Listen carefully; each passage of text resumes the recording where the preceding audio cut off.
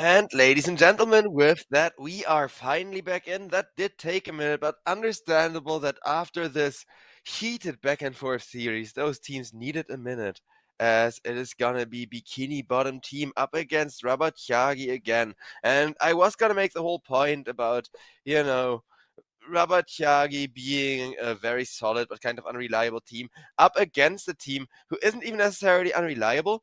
It's just their playstyle is super dependent on what kind of draft they're working with and what kind of strategy they're playing. And that greatly worries for what I've seen from BB team thus far. But this time around, you can see not one but two comfort heroes getting picked up for BB team here in the Tinker and the Lycanthrope, which I'm happy about because neither of those are heroes that we see every day, and both of them will add a lot of pressure and a lot of aggression to the initiation and damage potential from Bikini Bottom, whereas Rabat with the Nature's Prophet, an Ancient Apparition, huge global potential already in their first two picks. Then they follow that up with a Tusk, and the Pangolier. I personally do love this patch. Like, Pangolier with his huge team fight potential has just been looking so good. And I think the more Pangolier action we see, the more popular he's gonna get, especially with that really early diffusal blade timing that you can hit, and then kind of abuse against your enemies, right? Just maximum mana burn against the Lycanthrope, who has a very low mana pool, against the Tinker as well, because it lends you the damage to deal with his shield, to deal with that Blink Dagger coming off cooldown. Doom and Darkseer will be the last two bans, and Doom would have been a huge pick as far as the last pick goes for the side of Rabat because I do like the idea for Rabat of just making this Nature's Prophet a 1, if they feel so inclined. Either they last pick a 1, or they make this Nature's Prophet a 1. They have two options there because they have no surefire way of calling what Bikini Bottom's mid lane will be either. And it is gonna be a Storm Spirit band out to make sure to deprive the Bikini Bottom of all of those great mid laner last picks, and it's gonna be a Centaur for Rabat So Rabat off lane Centaur, mid lane Pangolier to add a lot of the tempo.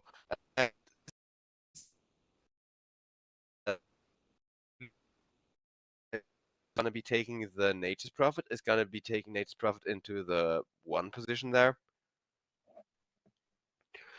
Bikini Bottom, though, having gone for two very old, reliable kind of picks in the Lycanthrope, in the Tinker. It's not picks that every team plays. It's not the greatest heroes in the current patch, but in capable hands, they are so good. Bikini Bottom, they're going to throw another off-meta curveball at Rabat but this one is going to be one that counters both the Centaur as well as the Tusk, and decent against Pangolier. Riaf is going to take one of his classic heroes, one of his favorites as well, on the OD, because I have seen him play many an OD game, and a lot of those were successful for him. Like, even in patches where OD wasn't picked, I've seen him pick it before. I've seen him win with it. I could see Bikini Bottom do the same thing here. Honestly, the one hero I have the least faith in for the side of Bikini Bottom is the Terrorblade, because Terrorblade is just hard counted by the AA, by the Nature's Prophet, and by the Centaur. Like, he's not gonna have a laning stage. He's not gonna have fun. The OD, the Tinker, the Lycanthrope, though, all looking amazing, having Disruptor to kind of protect them and keep them safe, making sure that they're not gonna die too quickly. And yeah, as expected, Riaf is gonna be locking in that OD. Snow is gonna be locking in that Nature's Prophet with Loopsy taking the Ancient Apparition, which means Happy is gonna be the 5 position task, keeping Nature's Prophet alive under any circumstances, which Nature's Prophet really needs. Most range carries need that nowadays, right? A support with a good, reliable save, and Snowball is definitely one of them, especially on a hero like Nature's Prophet, who can turn around, not only fight, but synergize with the tag team amazingly well to kind of enable extra aggressive synergy for the safe lane. And Rabat that's kind of the thing. They're gonna have to have their safe lane really pop off, really go hard around making that Nature's Prophet come online early on. If the Nature's Prophet's online too late, or if it online snowball really early on, the ultimate to print money alone will not be enough to save him. It is not going to be that huge game changer that you need your 1 position to be in any kind of, 1v1 matchup. Rinzi Q, though, like I said, is gonna have a rough matchup on the Terrorblade, but there is gonna be a 0-minute smoke from the side of Bikini Bottom, not really countered by any attempt from Rabat the Labor is just kind of holding their positions, making sure not to go off guard too much. would be ready for first blood attempt right now, as long as they kind of stay in this formation. Tusk also coming back in again. 30 seconds to Did battle. shout out Lycanthrope, but I think he also knows that there's a ward somewhere on top. As Работяги a little bit later are gonna respond with a smoke themselves, while everyone from the side of BB team with this unorthodox draft of their own defense formation, hoping somebody is gonna be dumb enough to run into their jungle alone here and kind of give them more than 2 runes. The battle begins. Ike, trying to bluff it on the Tinker, goes for the early march of the machines with the Disruptor wall to block off the Pangolier Mirele, getting double blocked. Having 2 charges at level 1 just works wonders if you use them like this, as Rinseq is gonna secure the first blood for his Terrorblade, and that's exactly the start to the game you want. 20 seconds in, and that is at least a couple hundred gold going the way of BB Team. Because BB Team, they do need to be aggressive. They do need to utilize not just this Lycanthrope, but the entire force of this top lane, as Disruptor is slowly coming in. And, he's not going to be doing that much with just the walls ready. But Lycanthrope is already going to be an absolute nuisance with the wolves, which is, of course, what he wants to do. Especially with those walls coming in to kind of block people from running away from them.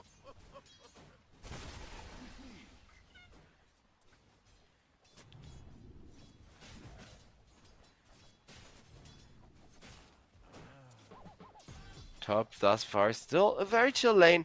Nature's Prophet, of course, until he can't max that treant of his anymore. He's gonna be just fine. Ironwood treant, such a pain in the ass in the laning stage.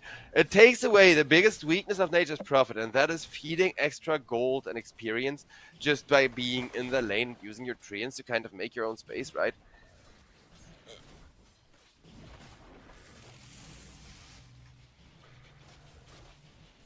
But Disruptor, he's being annoying while Snow is still gonna need a solid while to actually become a proper hard carry. And the lane is kind of gonna stay slow on top. Over on mid, meanwhile, Riav really enjoying his time against this Pangolier, even though Pangolier is still farming alright. I know 3 to 7 last hits doesn't look alright just yet, but level 1 is just so rough for the Pangolier against OD. Whereas now in level 2, he's kind of going to come back and secure his own.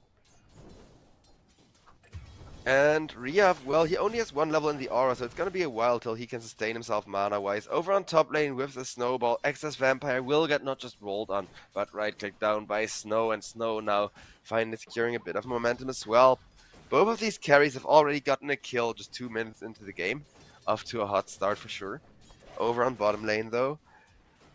Terrorblade not quite going as hard as the Nature's Prophet just yet, of course. He needs to skill many, many levels in his illusions and use those to farm. Whereas the Nature's Prophet, really all he needs is money and 2 or 3 levels in the Ironwood tree and to be a threat.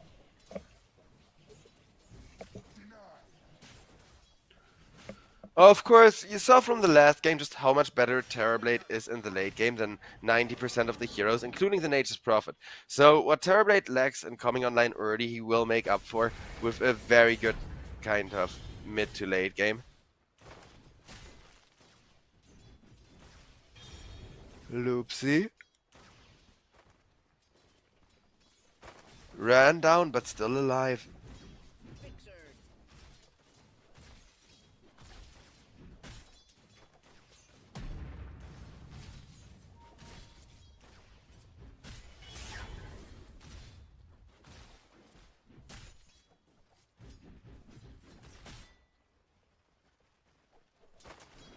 Terrorblade farming up nicely. I'm not really seeing the support Tinker impact just yet, other than giving the odd shield and giving Terrorblade solo XP. Though Ike, what he lacks in impact right now, he is gonna make up for by just scaling incredibly well.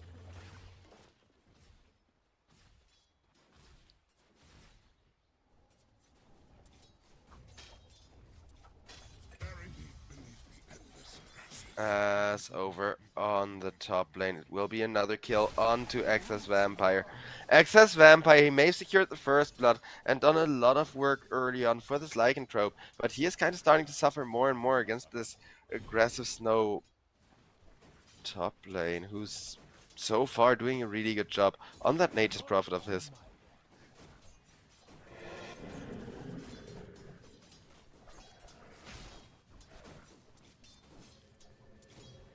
Well, top. The moment we look over, the aggression ceases, but it's really just that Lycanthrope is super mana and wolf dependent, and when those wolves get right clicks down, he's gonna lose a lot of that tempo he relies on. Though Disruptor is gonna take a bunch of bullying, and Nature's Prophet together with the Tusk may still want a hunt here.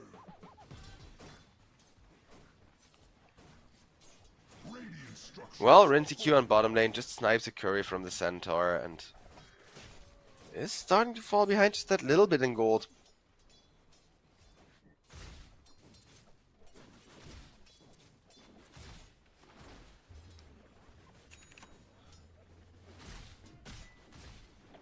I wonder if Terrorblade wants to go for the Falcon Blade to get the extra early farming speed and damage for the illusions or not. Because it's still very popular on him. I mean, well, he's doing so little, but it's a Tinker, so I'm just kind of waiting for him to be everywhere at once, spam 5 March of the Machines, 3 lasers, and blink out to refill his mana again.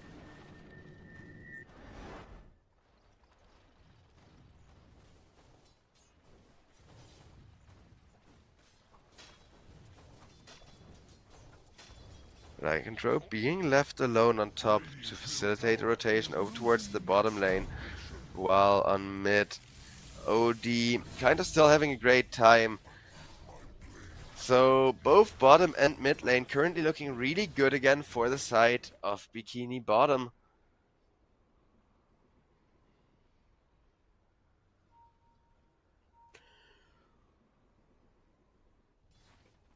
They did desperately need that gold infusion for Terrorblade, and they did need to make sure Terrorblade gets money from pressing that Metamorphosis.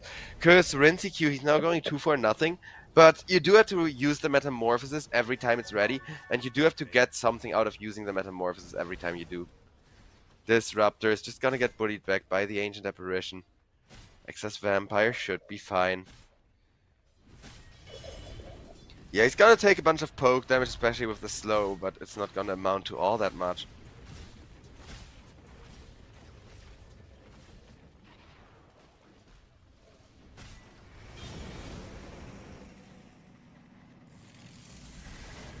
As Disruptor stuck in a corner, saving himself with the wall, but not for long enough as Pangolier rolls on top of him and right-clicks him down.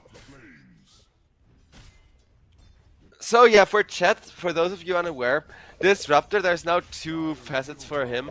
One of them makes your Q affect everyone that you catch in the regular old circular static field, and the other one turns it into walls that have 2 charges that you can use to block in heroes like this.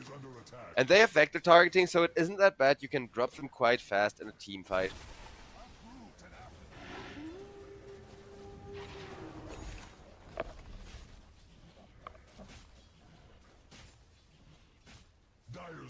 Ooh, Disruptor snipes himself. Snow's Courier is gonna be happy with that. Because right now the gold is almost 50-50, and whichever one of these carries starts printing insane amounts of money first will have a massive advantage. Because yeah, Nature's Prophet stops with scaling sooner, but if you can just be ahead one item of the Terrorblade, it doesn't matter who scales where. Terrorblade went for the Falcon Blade, is gonna go for the Manta Style now, so as expected it is that extra bit of damage and mana regen to farm with the illusions. A lot of players opt for it nowadays, not all of them. Some still swear by an extra Rave Band or even Nully for the mana regen, which I can see. I do like the Nully on Terrorblade for the extra magic resistance and mana pool, just to help your farming speed a little bit. But I'm not sure. I'm not that big of a Terrorblade player. I used to play him a bunch in Dota 1, when Micro was still a lot easier and it was meant to be an RTS in the first place. Over on top, Lycanthrope gets the ultimate out, is being snowballed after, will get away from the snowball, will not get away from the Rolling Thunder, but that will lead to Pangolier getting stuck in the ice shards in the most cursed of ways. Snow teleports out of there as Tinker's coming in. Level 5 Tinker still not doing all that much work, but he at least has some decent damage. And it will be A nice block off from the Disruptor once, twice. Where's your swashbuckle now, Mireille? Mireille does have a little bit of a heal, but that only means Terrorblade can get an assist in. They did rotate 4 people for that, mind you, so space created from this offlane Pangol or from this mid lane Pangolier for the safe lane Nature's Prophet to farm. But Terrorblade getting kills and having level 6 is not great. Because of course Terrorblade is the kind of carry that doesn't just outscale, but he snowballs. Meaning the more money you have, the more illusions you can put into the jungle, the faster you can farm again. Especially with Tinker to keep you safe with that mischance and the shields, he's suddenly a lot harder to take down than Terrorblades usually would be. And Lycanthrope, while playing around a super limited timing, he is the 4th in net worth, so he thinks that's good enough to commit for a Helm of the Overlord. Now, that's a decision I'm never so certain about. I don't like Helm of the Overlord that much, even on the Lycanthrope. I think with the new patch, there's got to be funnier builds, right? Like Harpoon into Abyssal Blade or something like that. Hell, I could see Radiance Lycanthrope as well, because you can farm so fast with your main hero, while then just kind of building for the wolves other than the Radiance, at least for a little while. So you can have your wolves do so much work while your main hero is farming with the Radiance, and then by the time you leave the jungle, you can have like a full AC plus another item or something like that. I'm just saying, I think with this new patch, a lot of people could reconsider their builds a lot more. Then again, in games like this, it's tough enough to play well as Disruptor drops another perfect wall, but a perfect wall against a right-clicking Nature's Prophet is not gonna matter much. As hit after hit, Excess Vampire is just gonna go down, out comes the Centaur ultimate. This is what they committed their last pick for, so it better be worth it for Работяги, but it very much will be killing off Riaf on that OD, denying him the space. Mid tier 1 will go down. Because, yeah, I can't say it often enough, Работяги, they are on the clock. These laborers, they do need to clock out in time. No overtime. As I do like the idea of upgrading the stick all the way instead of going for any kind of boots. I like the Stinker build. I think he knows what he's doing and is going for something interesting here. As long as he doesn't mess up his mana management or get caught when low mana while jungling like this. Because you're effectively not really taking away any farm from your carries who are still hitting good GPM timing, right? Both the OD and the Lycanthrope. Despite the fact that kill-wise, everyone in Bikini Bottom is behind. They're doing a good job kind of out farming as out comes a little bit of a catch from the Disruptor. Disruptor trying to set up this Pangolier for a kill while over on the top lane. Defense of the Apes will get a kill onto Happy Lead, but in exchange for that support, another support will be caught and will be executed with Excess Vampire just being chopped down and Centaur being caught. Next out comes a nice Ancient Apparition ultimate. Tinker is there with one of the few saves that works against it, providing that shield to make sure OD will not be taking out at this rate. Bikini Bottom once again getting the kills back to even, losing only a Disruptor for 2 beautiful kills, as well as like at least one mid-sized ultimate committed, and Nature's Prophet wasting his farming space to come in there. Not bad at all for the side of Bikini Bottom, I dare say. They're gonna have good Manta style timing on this Terrorblade, allowing for not just fast per push, but also really fast GPM, as it will be Excess Vampire traded for Snow Rinse. He did have to press the Metamorphosis for that, but getting the enemy carry like that, just 700 gold popping up in your jungle, you're happy about that every time. That is gonna accelerate that Manta style timing that we've been talking about earlier for him a lot more even. Unless they can kill him, and that's exactly what Centaur is gonna try to do with a tusk behind. Lycanthrope brings in some creeps, but in comes that Ironwood tree, and in comes the Centaur, and in comes the Ancient Apparition ultimate. Rinse Q will be bursted there, not allowed to go for an ultimate. Just keep in mind, under normal circumstances, Terrorblade would have been able to return to full health here, make sure to Sunder back up again. But thanks to that Ancient Apparition ultimate, he's just not really getting any major benefit out of it, and getting right down in the tag team instead. Lycanthrope got the Helm of the Overlord. He's been waiting for that so freaking much. It is a timing-based item, and 14 minutes is pretty good. It's not great. You can have it at 12 minutes or something ridiculous like that if you really stomp your lane. But given that this game is looking very 50-50 in every way, at least Lycanthrope's good Helm of the Overlord timing will allow him to make more space for this Terrorblade and kind of buy them 5-6 minutes of respite until those ancient creeps start falling off. Like I said, not a fan of the build, not a fan of stuff that falls off in general. Then again, I wonder how much you need to worry about late game if you have a Tinker, a Terrorblade, and an OD. Because let's be real here, the entire draft from the side of Bikini Bottom does scale insanely well.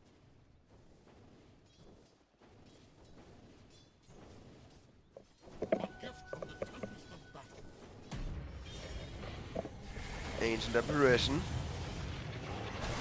will catch the Disruptor. Disruptor wants to get an ultimate down, but it's gonna probably just tick down for that. Ancient Apparition actually gets caught while Tinker with the refresh, providing the double shield, making sure Disruptor stays alive, and then the moment that he can be healed, full heals him back up again. This Tinker support doing so much work against AA, it's insane. Perfect counter pick there, and thanks to that, BB team will get themselves the Tormentor, will get themselves the Aghanim's Shard onto Ike.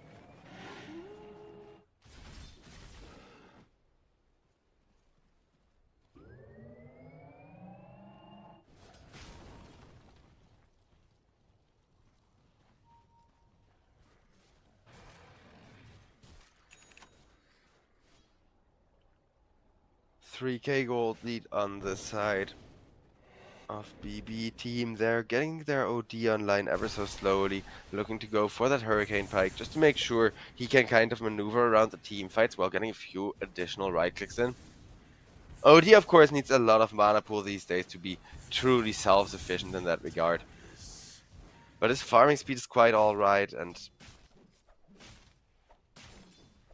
Lycanthrope, well, having gotten an Ancient Creep to fight by his side, he is looking for that Assault Curse. Make sure that not just his farming speed is ridiculous, but what he adds to the team fights as well. At least early on, because AC also, you know, it is one of those items that the enemy can counter by also just getting an AC.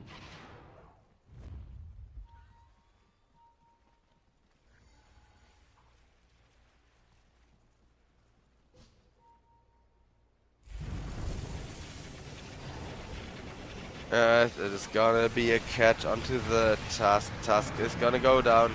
Out comes the Ancient Apparition with the ultimate once again, though, onto the Terrorblade. And Terrorblade being dead means all of your damage is gone. Tinker's still sitting in the corner, trying to save some lives, but will not be able to do anything for Excess Vampires. Excess Vampire being shield crashed.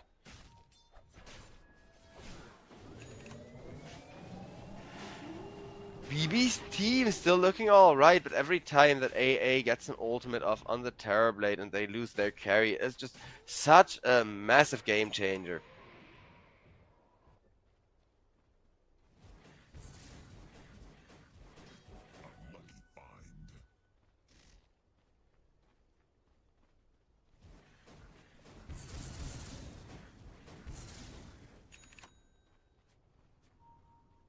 As there's gonna be a 2K gold lead.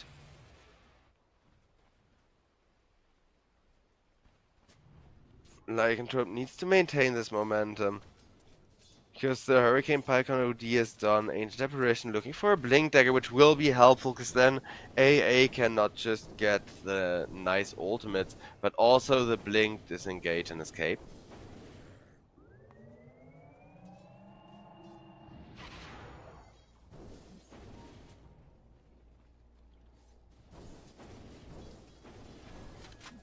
$2K gold lead remaining for the side of Bikini Bottom.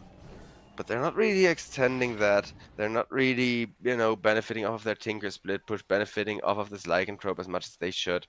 Getting more of a massive gold lead going, really.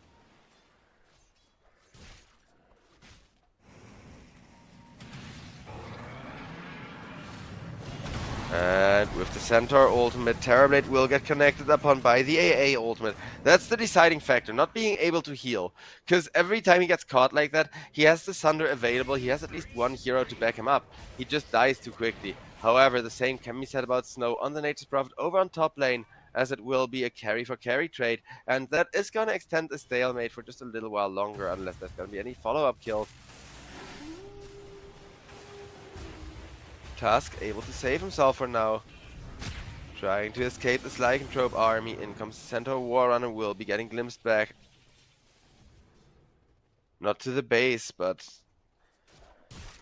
just to disengage. No gold snowball still for the side of BB, because that's what they're looking for. Bikini Bottom, they're doing well contending the map. They're doing well hitting their timings, but they're not really snowballing now that they've hit their timings. They're not really becoming this terrifying mid-game threat that they're looking to be. At least OD is still scaling and kind of waiting for the late game to appear to hit harder.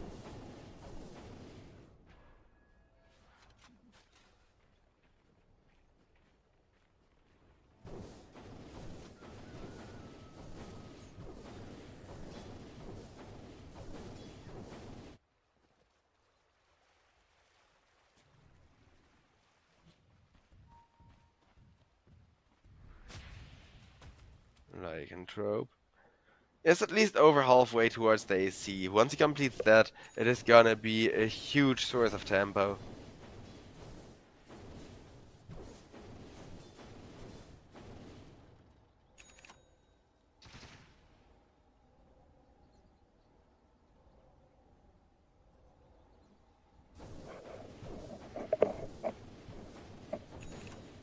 OD though, like I said, enjoying this farming space very much. Has a Witchblade, looking for the Blink Dagger, and of course after that, the massive game changer that is the Aghanim Scepter, giving him that massive shield on the ultimate.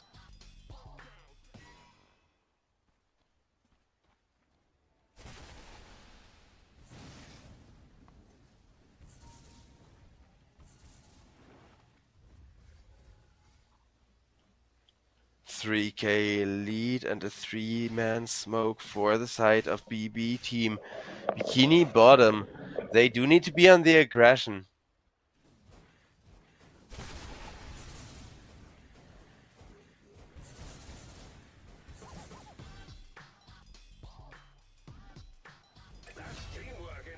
As that's gonna be happy lead taken off guard in the triangle. Just wanted to get a little bit of vision in his own jungle, no less, but he'll be killed for that. And the moment that he goes down, Bikini Bottom, they may not be able to push the tempo. They are not really snowballing as hard as they want to, but they can do one thing, and that is kill off a Roshan, get an Aegis for free.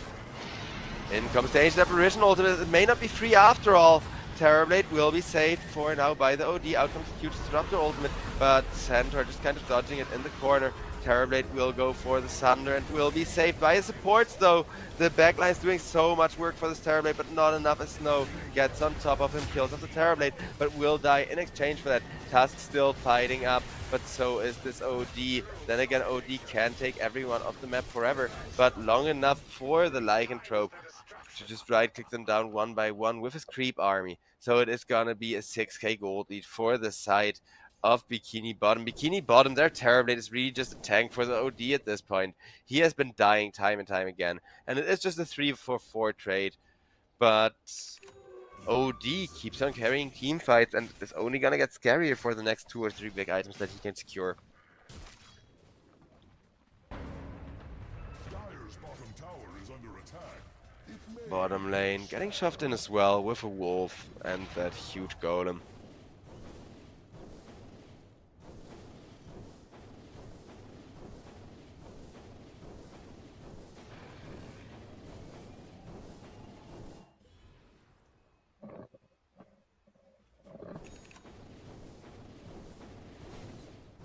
OD. Getting excellent Aghanim's timing at this rate. That will render him borderline indestructible as Excess Vampire. Nice save from the Tinker once again with a shield. Will allow him to block in the Tusk.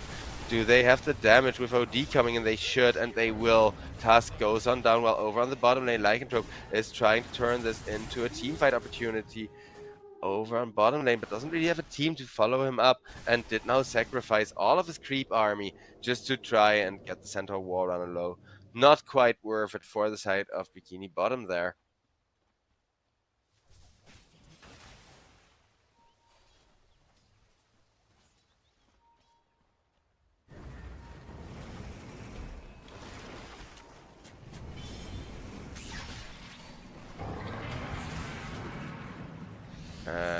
Tinker still being saved. Has an OD behind him, should be fine. OD, however, does not want to commit in. As they wait for the enemy to run back, try to catch them with the Disruptor. Disruptor did not get the kill on the Nature's Prophet, but guess what? You did take 1 second off his BKB with just a glimpse. That is a great interaction there.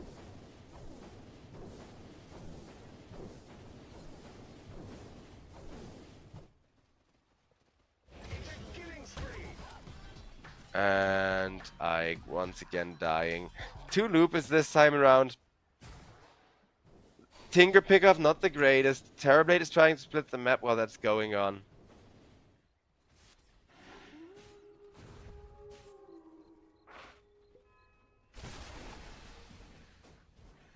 Nature's Prophet looking for that butterfly though, and they do like the butterfly Nature's Prophet.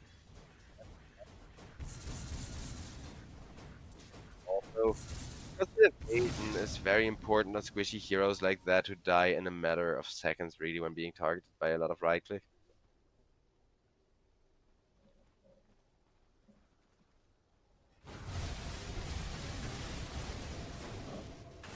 Tormentor goes down in favor to Bikini Bottom though, and that is gonna help snowball their gold lead into 10k territory.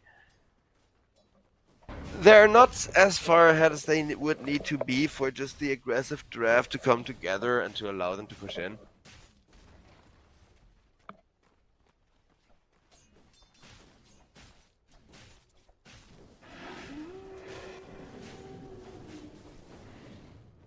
Radiant's middle tower is under attack. It will fall. At least now everyone from the side of Работяги is farming. The workers once again hitting their side of the map, making sure to work for their money. Middle tower is under attack. It will fall like a ripe apple.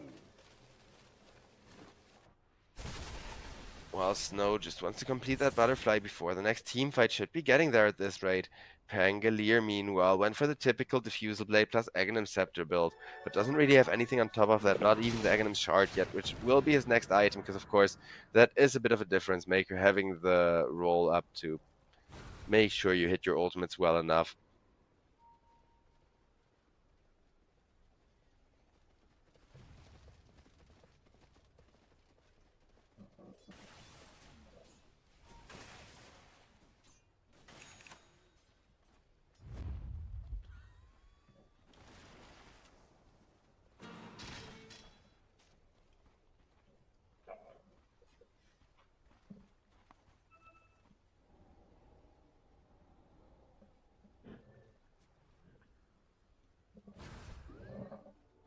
TB.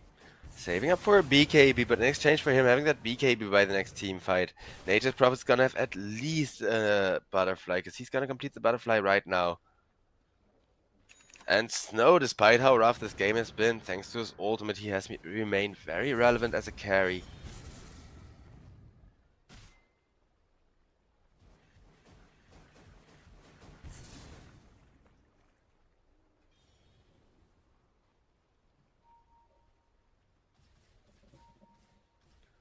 Работяги. Not in a great spot gold-wise, but they do have all of their ultimates except the Nature's Prophet one. And their carry is in the best spot to fight that he's probably gonna be this game. So in they go with the Tusk leading the charge and a nice Ancient Apparition ultimate onto 2. Out comes the Sunder offensively used by the Terrorblade, but Terrorblade, he is gonna get committed upon after having lost Ike. That will be 2-0 once again in favor of Работяги. Работяgi with these amazing Ancient Apparition ultimates just keep on winning the team fights now that they get the OD as well. BKB there from the Nature's Prophet as Defense of the Apes will get killed onto Loopsy, getting some revenge at least for his teammates. But Excess Vampire goes down for that, and with Disruptor dying, the tier 2 is left exposed. Lycanthrope coming over to the top lane to cut the creep wave, but guess what? It's not really gonna do you that much when your tier 2 already is evaporated by this massive 300 right click damage, 2.5 attacks per second Nature's Prophet. Nature's Prophet having fun. Centaur, meanwhile, queuing up the BKB. Nature's Prophet does not, however, have an interrupted teleport. As he's instantly gonna buy a Brode with all of that money acquired from the team fight and add a lot of magical damage to his right clicks. Make sure that he keeps on skating just this little bit longer to make sure they can push high ground and get tier 2s. Maybe even start pushing tier 3 sooner rather than later.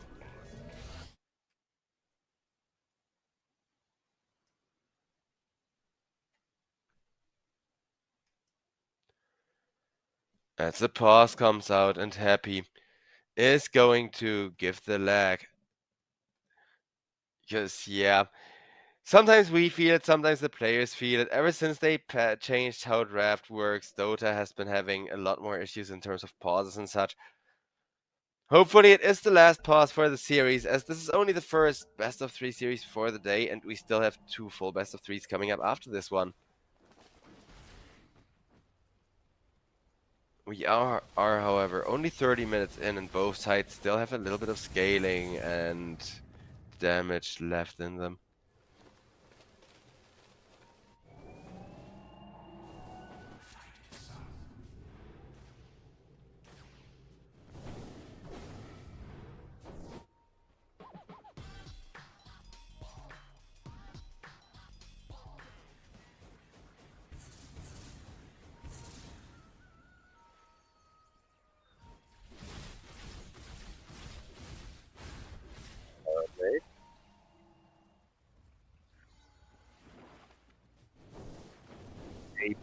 Household way.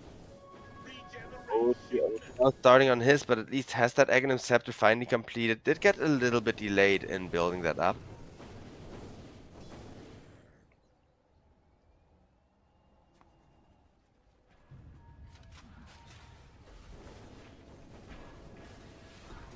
Sage Apparition. Getting the Tinker with an ultimate. Just annoying the hell out of Ike, forcing him to be on the defensive and use a bunch of shields and go back to the base.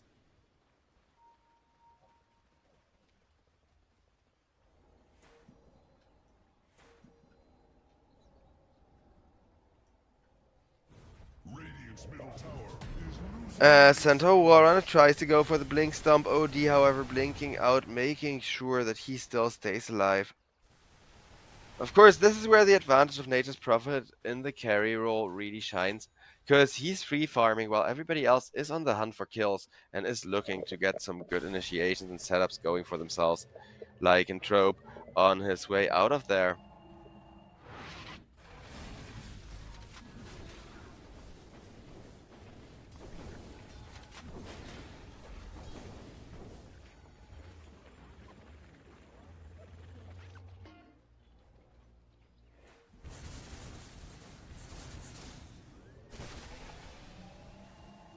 As it is gonna be the bottom tier 2 tower. Machine gun down with the help of the Nature's Prophet. In comes Happy, and it is gonna be Tinker just obliterated.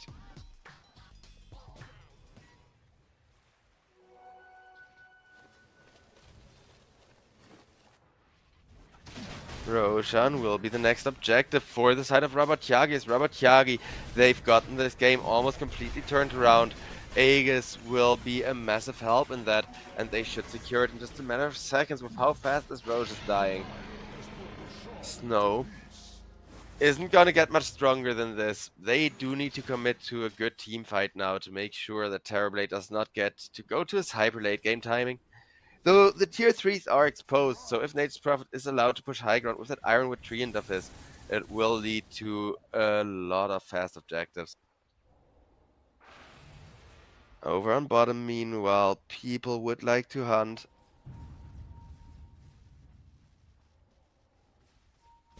Also, chat, I'm not saying the Radiant have bad late game. I'm saying the Radiant have a hard time getting to the late game. They have great late game. What are you talking about?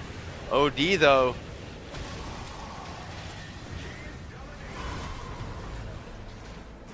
Getting destroyed, and it will be I going down to the Pangolier as well. Double kill for just the Tusk.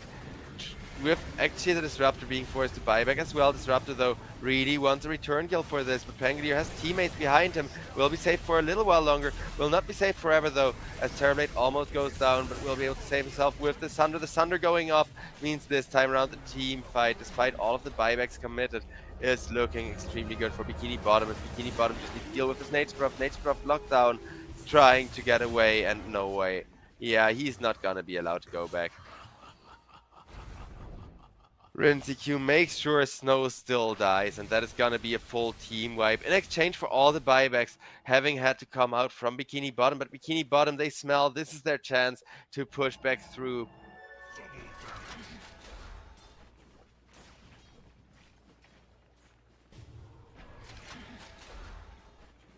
Dire's middle tower is learning to feed. The Dire fortified their grove.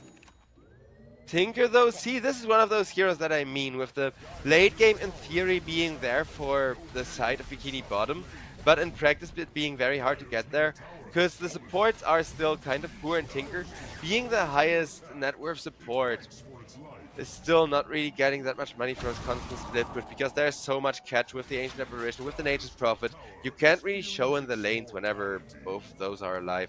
Even Tinker's push right now is being slowed by the AA to kind of prove my point. Well, Terrorblade has to come in to deal with a tier 2 tower, but they will be very happy about getting a massive objective like that. seems relieved. 20 seconds till the Nature's Prophet is gonna be back. So 20 seconds more where Bikini Bottom can pretty much do what they want.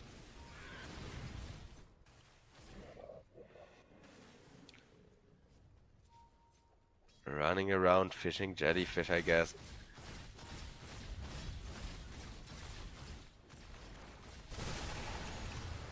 And chat is asking me if Работяги can still win this.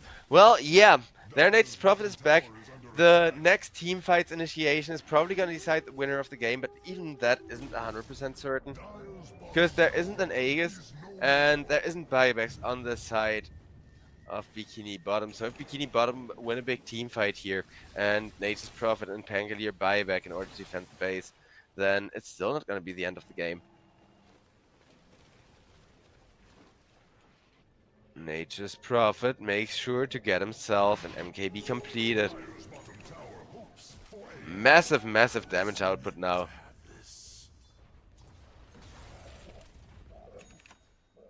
Though that also means Nature's Prophet doesn't really get that much stronger, whereas Terrorblade, he can at least replace his boots and the Falcon Blade, so he can get stronger by 2 items plus an Aghanims and the Shard.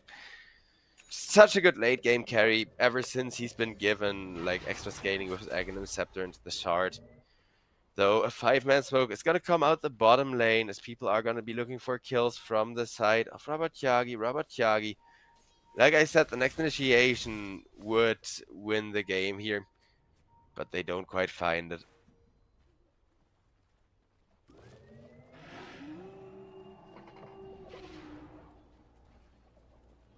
Counter attempt from the side of Bikini Bottom. Bikini Bottom smoking up once again themselves, trying to get at that bottom lane of the map.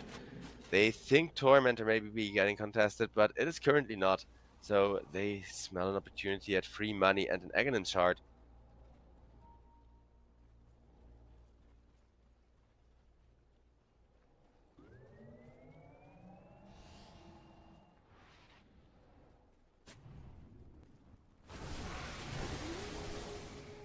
As it is gonna be Riaf getting himself the Aghanim shard.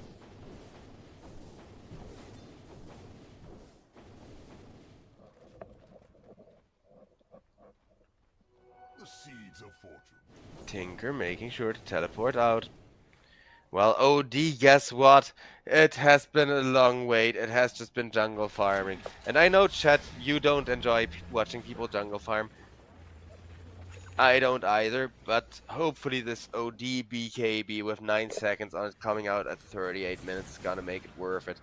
Because he straight up has 3 seconds longer BKB time than Snow. So if you just make sure to press in response to the Nature's Prophet using his first, you can deal with the enemy carry as the mid laner, which is a great position to be in.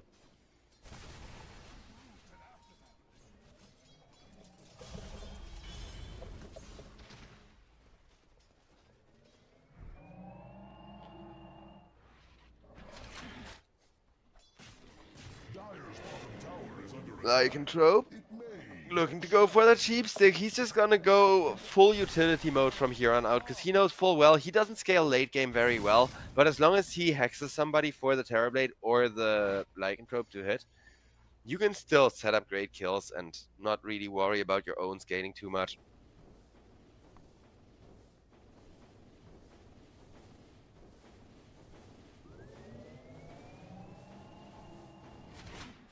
Dire's middle tower is under attack.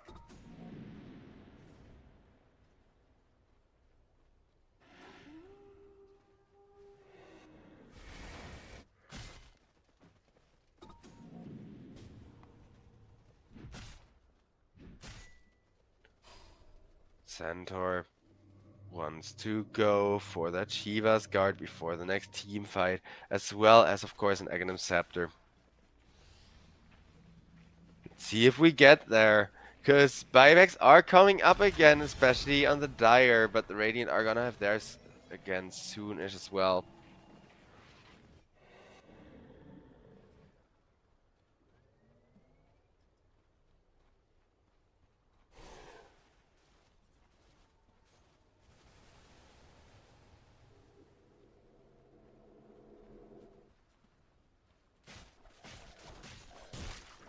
Lycan applying some pressure to the top lane to make sure at least somebody shows in the lane.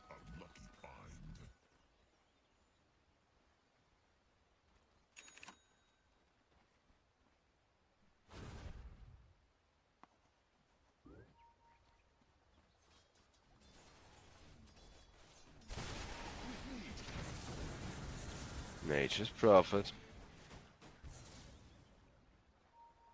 Pressuring lanes himself and is sitting on 6,500.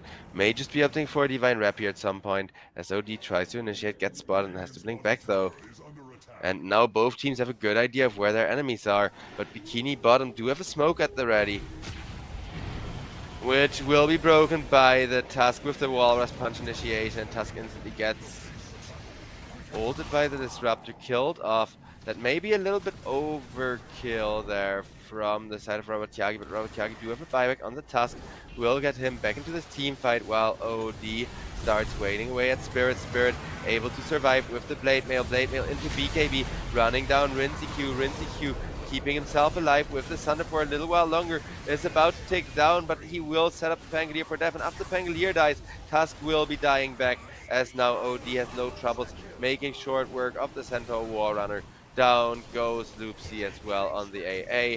Snow, however, holds his own despite fighting from the low ground against not one but almost two, with Tinker having to come on in and save this Lycanthrope. It will, however, be a full-blown team wipe for the side of Bikini Bottom, and Bikini Bottom, they're debating on whether they want to do this Roshan, whether they want to buy somebody back for it or not try it at all. We'll be going back and not wasting buybacks from the looks of it. Because, yeah, the thing is, Roche is really, really worth it to hard commit for with, you know, a buyback at least, even from a core. Not because of the second life, but because of the extra stuff you get from it, and denying it from the enemy in a game like this especially is huge.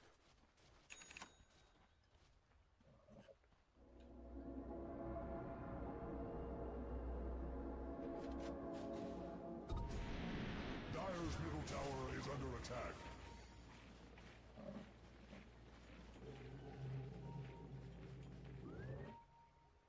Dire's structures are fortified.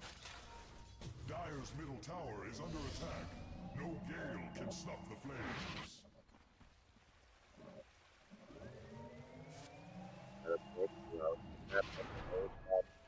Yep. Terrorblade comes.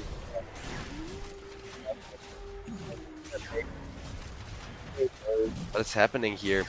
And if they can stop this Roche, it would be massive. Then again, Roshan already almost down thanks to the Tinker Lycanthrope damage. And OD is sitting there behind. The outpost still being in favor of Bikini Bottom is just a massive kind of difference maker there. Because imagine if the outpost was red. There could have instantly been a TP response into this 4-man smoke instead of now a 4-man smoke running down the mid lane and looking for that Aegis from the Terrorblade. Terrorblade, though, does not realize he's being set up upon but does have supports behind him coming in now.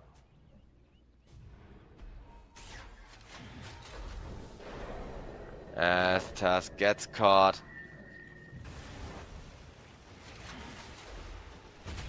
Snowball to make sure he stays alive. Happy lead. He just wants to hit everyone with the space created and escape here, but there is no such possibility against the fat Rinse EQ Terrorblade sitting on top of you. Mid lane now once again getting shoved out, and this time around Bikini Bottom, they may just have enough of a gold lead to finally bring this game to an end. They have an amazing amount of push between a Lycanthrope and a Terrorblade too. But Snow does still have a buyback, and there is the Ancient Apparition ultimate that they need to be aware of. Then again, backdoor protection, not really a factor against Terrorblade plus a Lycanthrope army. And realizing that Terrorblade, he's just gonna start metamorphosing and hitting into the tier 4 tower. No creeps in the base just yet, but the moment there are, look at that building damage. Look at the first tier 4 just crumble. Terrorblade has the BKB and still has the massive damage from the Metamorphosis to hit into the Pangolier. Pangolier rolling around, but before he can even connect onto the Terrorblade, he will be getting killed off. Terrorblade now hit by the Ancient Apparition though. Rinse EQ in a bit of a bad spot, but guess what? Once again, the supports are there with the saves. Rinse EQ goes forward, looking for... Well, I think he tried to look for a setup on the Native Prophet, didn't quite find it, thanks to Tusk coming in from behind. Now a double jump on top of this Terrorblade. Terrorblade going down once again, buying himself back, but OD with the BKB and a double ultimate. He's just gonna drop both of those hammers. Get himself a double kill that way. Terrorblade may have some regret having gone for the tier 4s instead of like 1.5 lanes of Rex there for free. Because, well, yeah, I see why people go for the tier 4s nowadays. You take away the more powerful tower aura, you make fighting in the enemy's own base a lot harder. They did have to commit a buyback for that, and now need to be a little bit careful with the Terrorblade. OD, though, still looking like an absolute boss. Once set up on Spirit, Spirit has the Blade Mail saving him for now and will be allowed to get back thanks to that. If I was this TB, I would just be slow pushing all 3 lanes with illusions whenever backdoor protection is down. Like, send one illusion at each objective that takes permanent damage until only the Medirex are standing.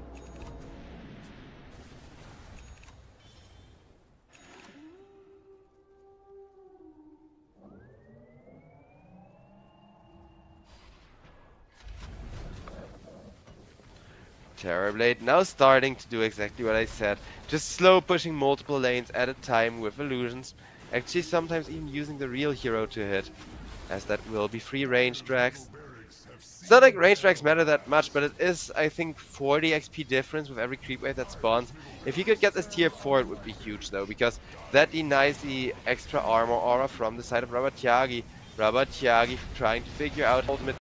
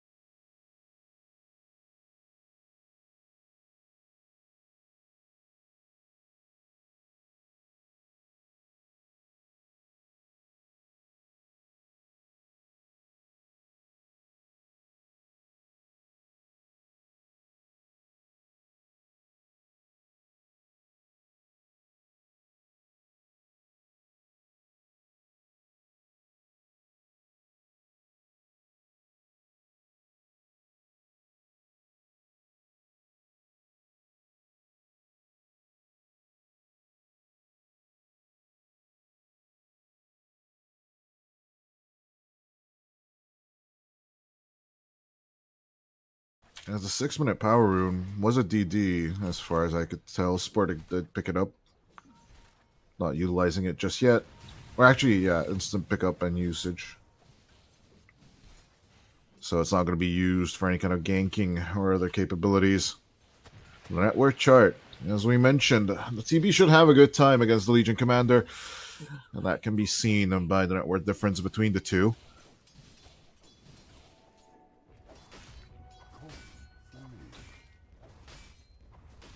Overall, good start to the day for the Passion UA side.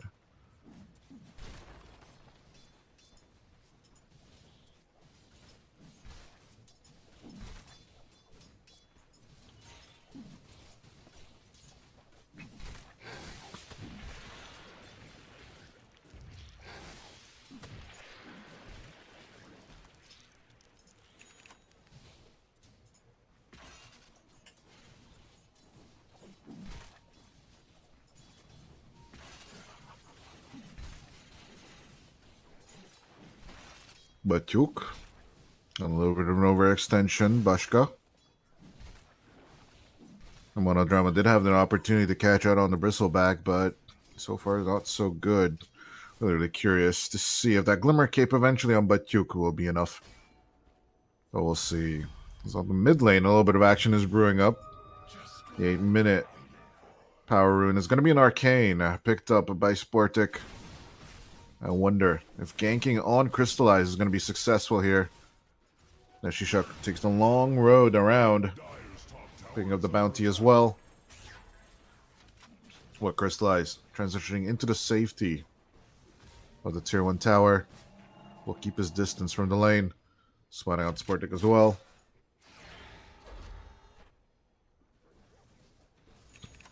In the meantime, Niche already on his farming streak.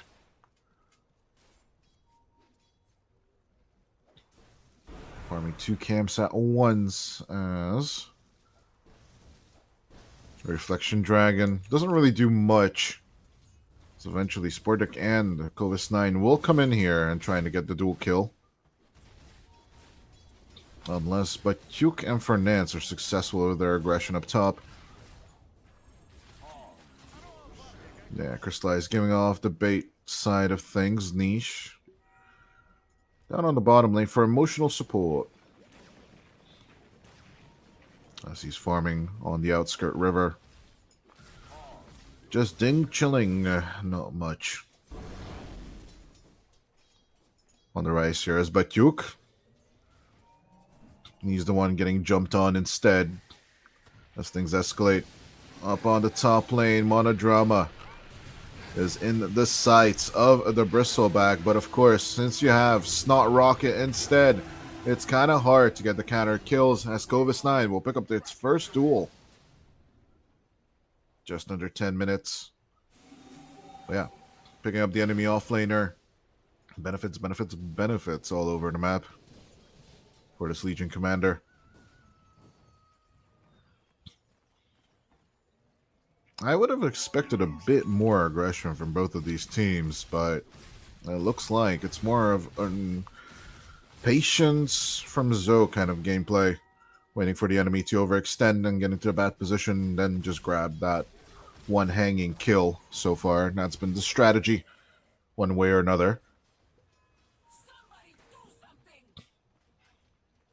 But you can't rely in a Dota game just solo on the overcommitments. There eventually has to be one of these teams forcing the issue. No aggression as Sportic once again making his way towards the bottom lane. Like his very, very best is Cracker walking right under the vision. This could be a good opportunity to just catch out the Silencer outright as Shishak makes the jump. 2 proxy mines instantly on to the Silencer, but the residual damage almost is survivable for the Silencer eventually falling down. Support for support in this even exchange. As of course the net worth compensation can be seen. It's only Bashka who's having a good time on the Amiga side, but the net worth differences aren't that wide apart as you usually see at 12 minutes in. in these matches. One team usually gets that upper hand or takes a tower to get that 2,000 gold net worth compared to the other. Well, this time, tensions are rising as Shishak makes his jump onto Crystallize. Out comes the global silence from Cracker for the first time. The creeps and all the residual damage from the tower will be enough to kill off Shishak. Assist kills all around for everyone for the techies.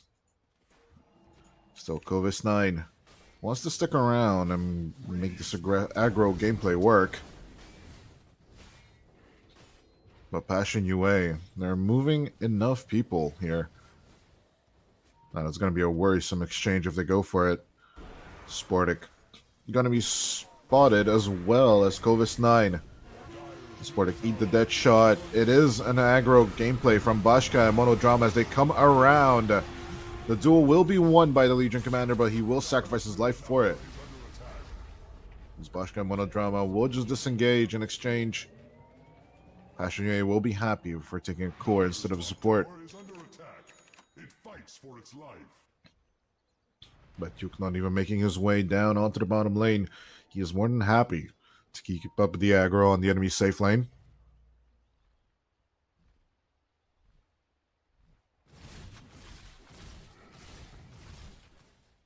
I'm not gonna lie, I was a little bit skeptical of the effectiveness of the Tinker so far. No kills, 1 death, and 1 assist, but Niche is getting closer and closer to that ever-loving Aghanim Scepter. His blink is already done. His capabilities are going to be hard to question as the Silencer once again getting jumped the exact same way as he was in the jungle as Shishak. This time,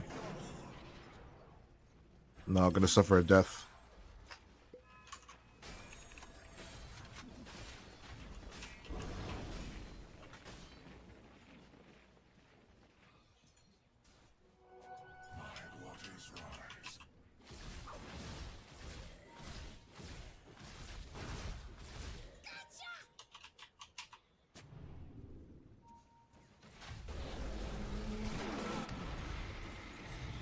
Has a good catch.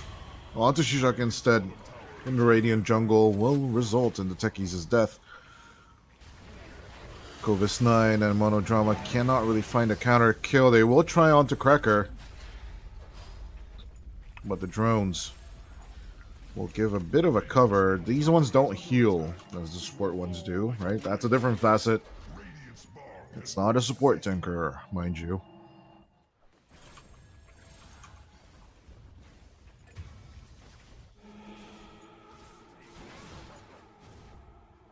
As Fernand's getting caught out in the jungle, and they're just looking for the hanging heroes on the Miga this side of the map.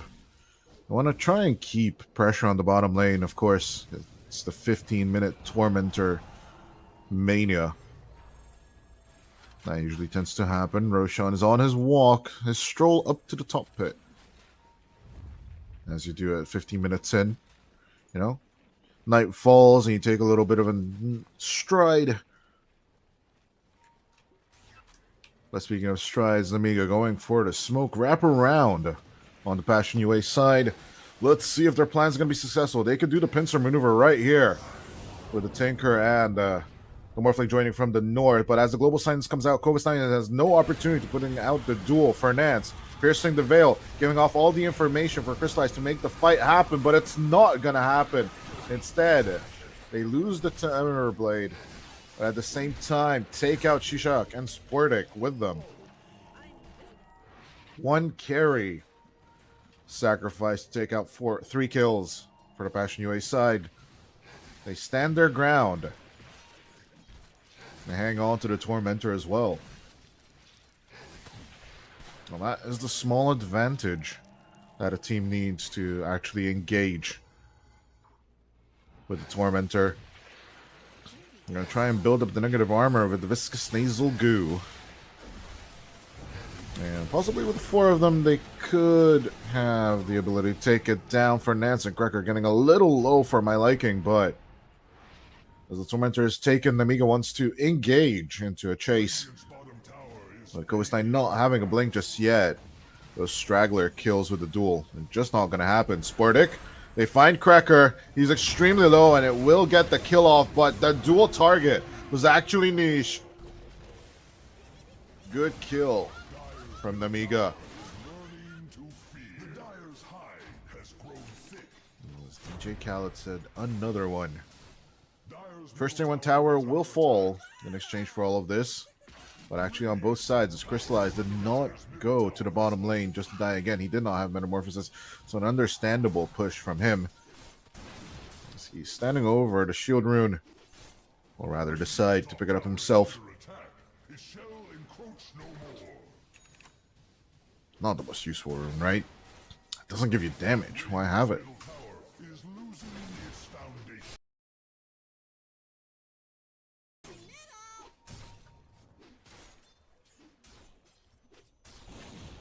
9-12 Tower is under attack. was Namiga.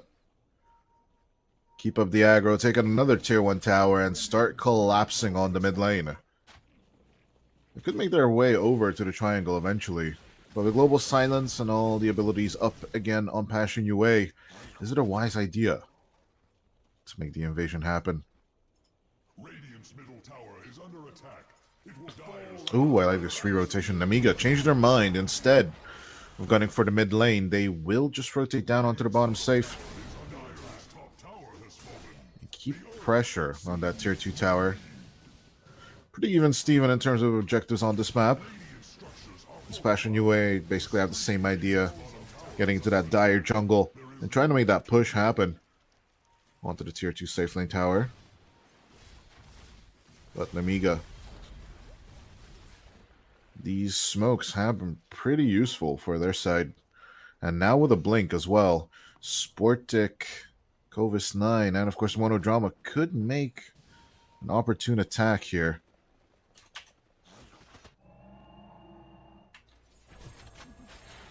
Dyer's top tower is under attack. Coming through the gates. They find Crystallize and Cracker. Out comes the Global Silence. Once again, the Legion Commander is eating the spell as much as possible.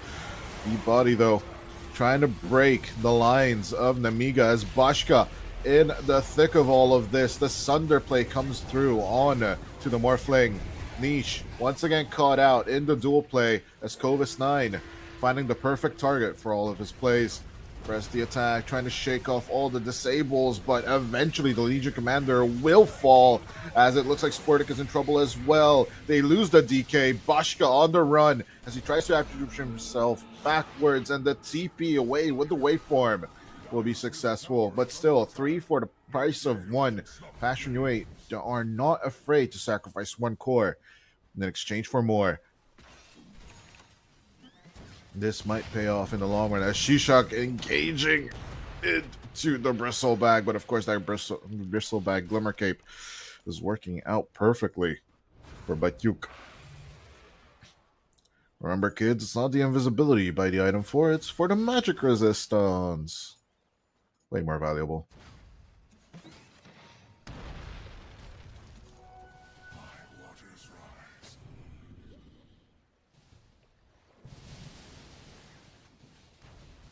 4,000 net worth lead in the bag for Passion UA.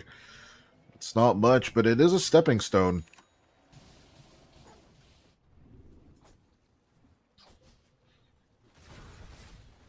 You know, it's just like 3.6 Rinken. Not bad, not terrible. I do forget the exact phrase, though, by the way. As Fernance getting the Priest of Aelof before the duel can happen, and Corvus 9 with the control. Not pressing that R button. Nerves of steel from both of these teams.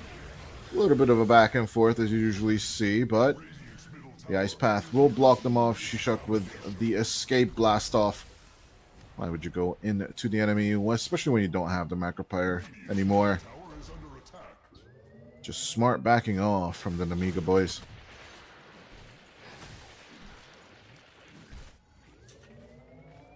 Bashka stealing the Shrine of Wisdom away. Niche knowing full well that he should not 1v1 with the Morphling.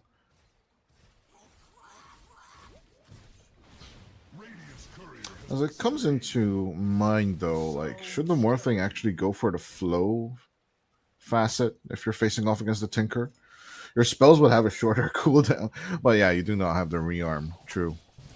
That makes it a little stupid to actually go for it, but yeah. Evidently, it would be a bit suicidal, but I would find it funnier eventually if someone comes up with a flow carry build on the Morphling. Time will tell. Good old Johann Sunstein has told us many, many times, everything can work. That's not anything can work. That's everything can work.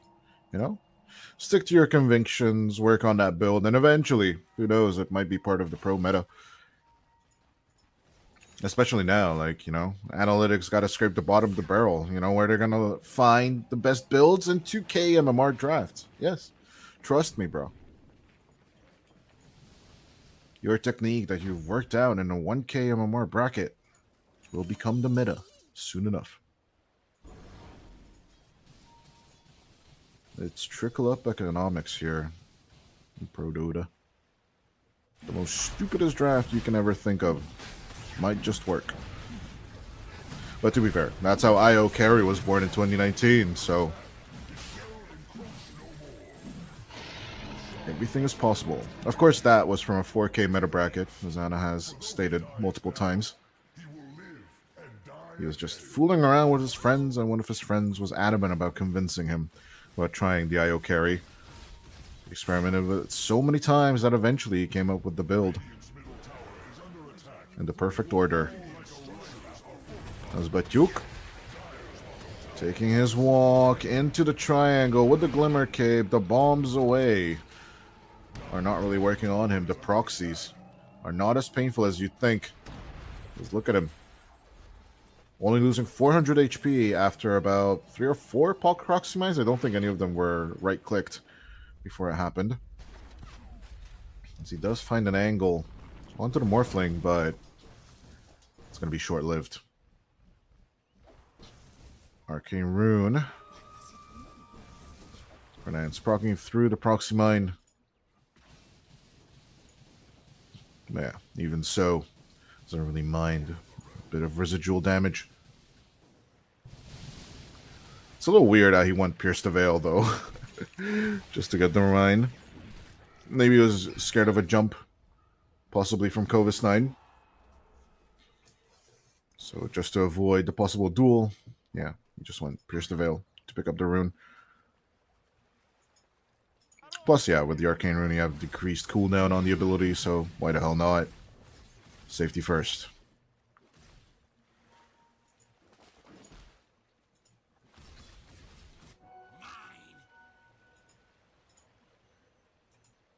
Let's Passion Yue are looking for the next episode of this match.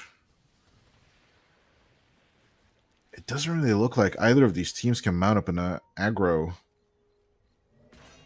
A little bit of offense. Possibly is going to be Passion Yue going out on the bottom lane, but Amiga once again with the wraparound. Want to come at this in an aggressive manner. But Blade Mail and everything used. Covis 9 will just disengage. Looking for the Agnum Scepter on the Legion Commander, interestingly enough. That could be protection in the duels in the long run.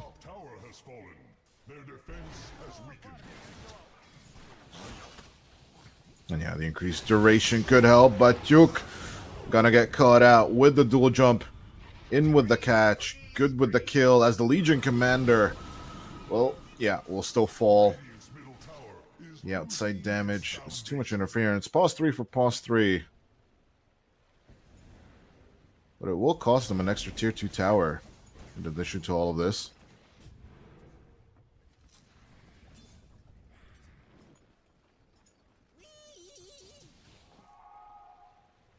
As thus now, Passion Yue's top side of the map is basically up for grabs.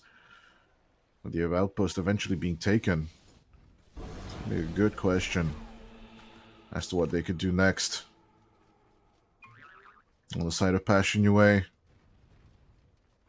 doesn't mean an insta collapse, right? Yeah, Fernand's going for the greed build. Getting that Aghanim Scepter upgrade, or trying to, on the Muerta. But speaking of Fernand's, Sportic with the catch. As Monodrama adding the extra damage. Don't be mistaken, that's not the Macro Player, that's just a Fireball from Sportic. As he has the Shard.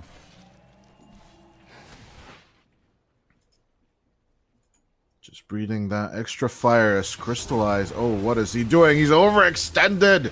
Kovis 9 going in for the duel. Shishak and the others helping out.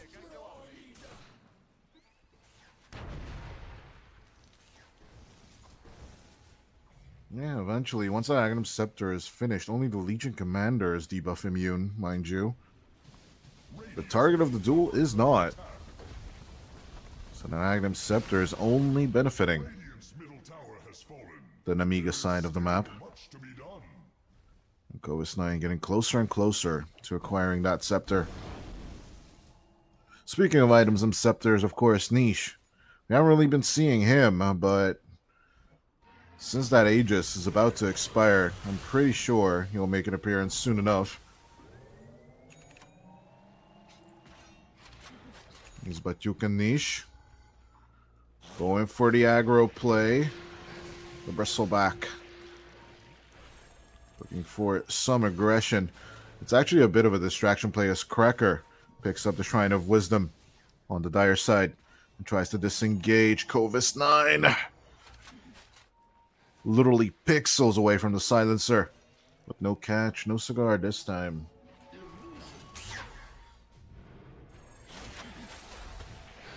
The second Tormentor being approached once again by Passion UA. As the shard is given to the Tinker. I still don't know how I feel about Warp Flare.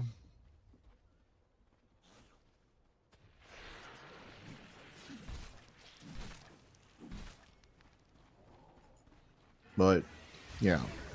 Oh well, it's a little bit of a awkward version of the sniper grenade, right?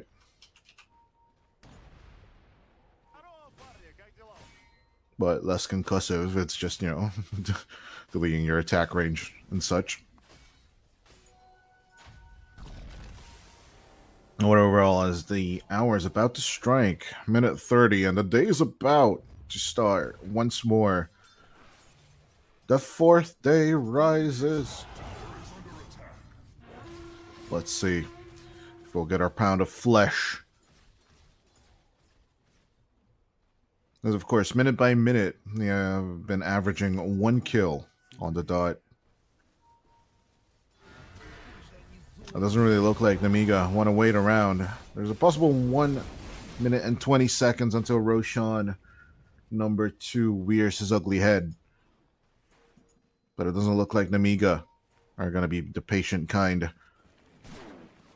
Approach on the top tier 3 tower. On the Radiant side of things, Fernand's, Cracker, Crystallize. They'll try and use this opportunity to find a kill or just sweep up the offlane.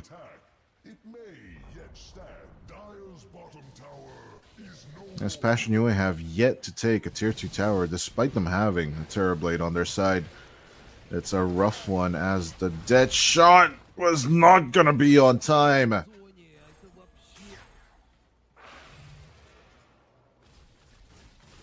Once again, just a matter of pixels this time. It's not even distance anymore.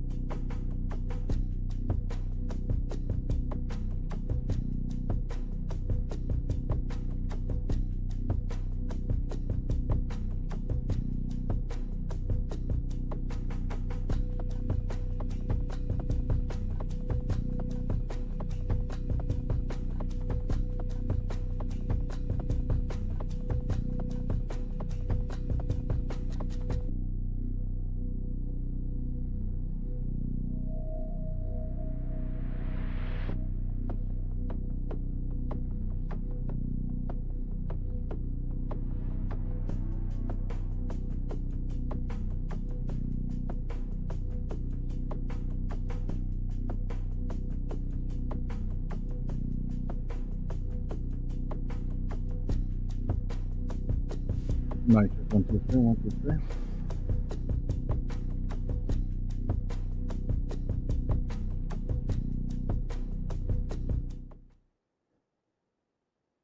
Ladies and gentlemen, welcome back to Namiga Gaming versus Passion UA, where when Namiga Gaming did outsmart and outplay the TB in their round. Of course, I kind of wanted to blame it rather on the fact that they just didn't have enough disables on the side of Passion UA. Of course, eventually they got some hexes in the play, and it kind of feels like Niche should have gotten the Scythe of Vice as well. Despite all that, the lack of Sheepstick cannot be the main point as to why you lost the match. Overall, I think both teams gave it a good shot, and Passion UA got a little bit short a few times, especially in the mid game, where they didn't get those kills on either Bashka or I do believe the other survivor was Sportic. Yeah, maybe. But yeah, all in all, what's done is done. Time for game number 2, as the Dazzle PA combination will definitely be a menace of negative armor. We shall see where it goes eventually. You can speculate that the Dazzle is not going to be the off lane, as is Namiga as well. They're banning the Tide Hunter and, of course, the Nature's Prophet as well, despite seeing the openings. Overall, yeah, the second phase Tide Hunter ban is kind of necessitated, so to say. Right. But yeah, without the global movements of the Nature's Prophet, this is going to be an interesting one for sure. Catching the PA is going to be priority number 1, but with Namiga not really having any global moves, it's kind of is brought into question as to what kind of solution you'll go for.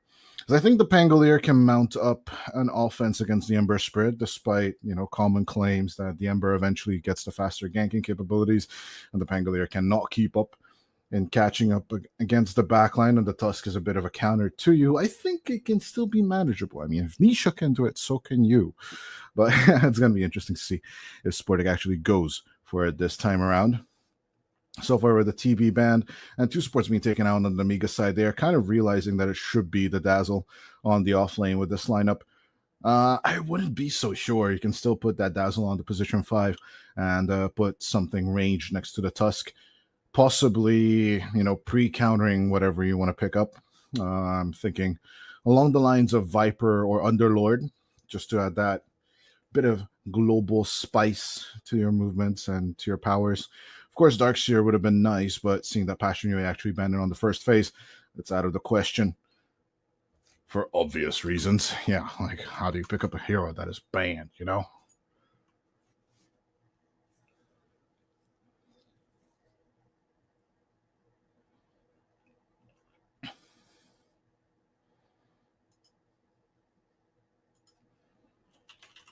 Undying, I guess. Cracker has been looking at the stream, You know what I'm saying?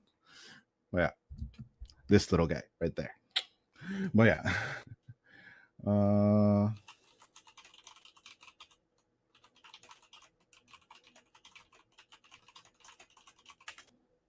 Yeah, obviously sad news for the Работяги team.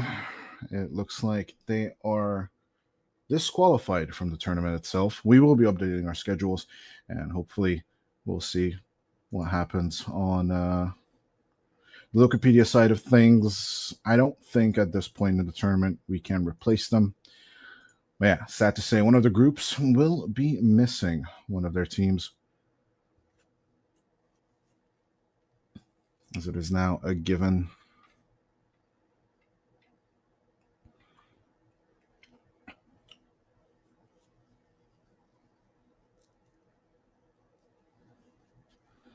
But yeah, with Bushka going for the Life Stealer, a little bit of nuisance added to the Amiga draft. I would have actually expected Bushka to take the DKM, basically Sportic taking the Pangolier for himself, but it looks like he will want to go for a bit more sustain, especially if you look at the draft one more time.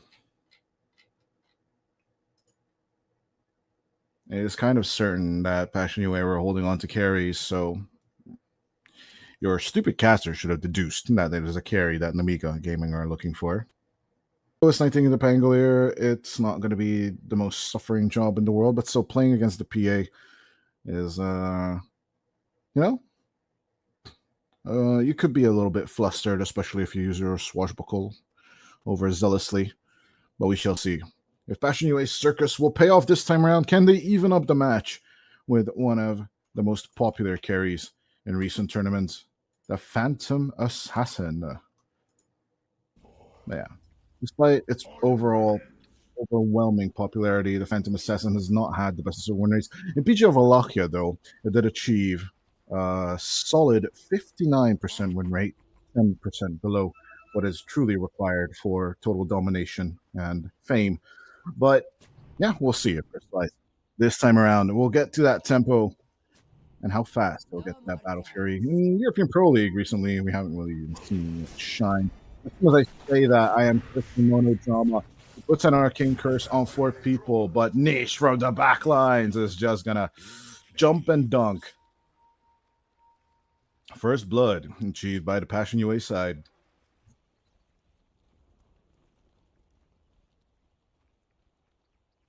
Seconds to battle.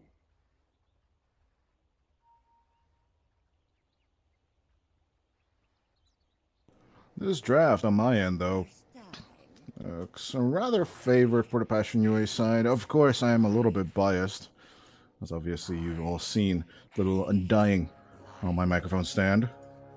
It is, but biases be bygones. Overall, we gotta focus on the game ahead.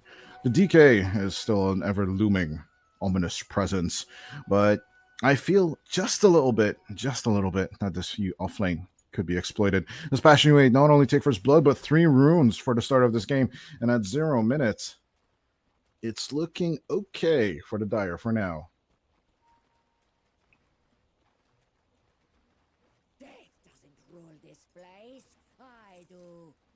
Still, of course, playing around these global silences for Passion UA will be key. As long as they can bully the silencer into submission, it could be a good game. Cracker, gonna get dunked on. Kovis 9, more like Kobe 9, but he's still gonna get blocked off by a creep. Meanwhile, the dagger, easy slowdown. But Cracker, getting out of the pickle, getting out of the rut. Down bottom, Bashka and Monodrama. Getting Jones just a little bit, but not as hard drilled. It's basically the Amiga side. Double dunking once again.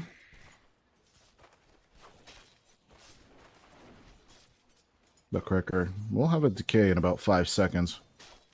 We'll see if we'll commit to the play.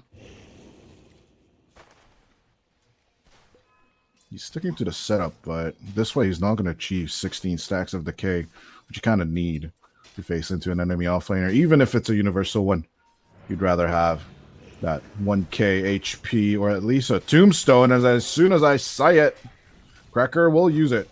He does have another mango, but 5 more seconds until the next decay. He'll let the zombies take their job seriously and take out as many of these as he can.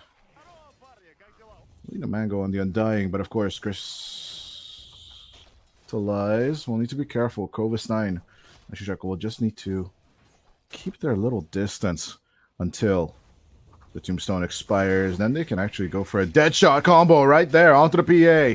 He'll need to try and look for the Phantom Strike to jump away onto the Undying. He will be successful on that one, but Misto double dunker is just going to keep up the aggro. The Swashbuckle, though, it's almost a full hit. A little more is all they need. But Crystallize will survive. He will adapt, oversee, and overcome with the PA. I actually don't know what the real saying actually goes by. Adapt, oversee, overcome. As Bashka will be the second casualty on the Amiga gaming side. First Monodrama, then Bashka. It looks like the Amiga safe lane shall be reported into oblivion. Tower is under attack. There is little it can do. Yeah. Cracker only level 2 at 3 minutes in. It's kind of to be expected.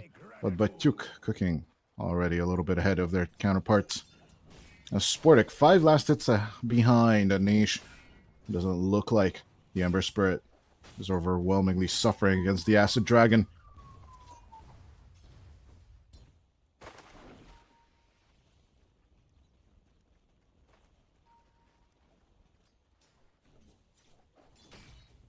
Looks like someone called an ambulance in my neighborhood, but not for me, not for me.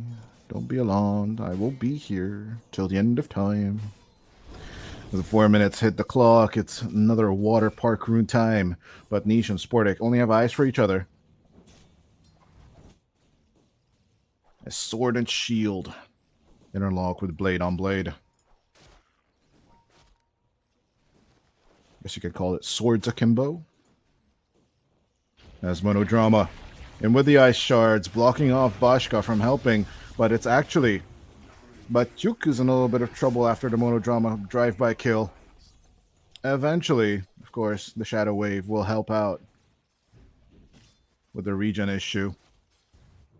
But Batuk needs to keep his distance against the Rager danger.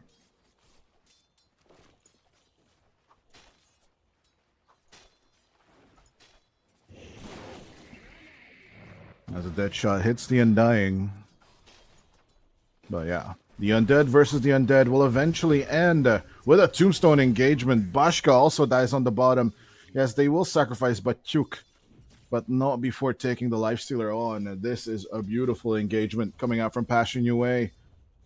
They even continue the aggro just a little bit on the Pangolier as well up top.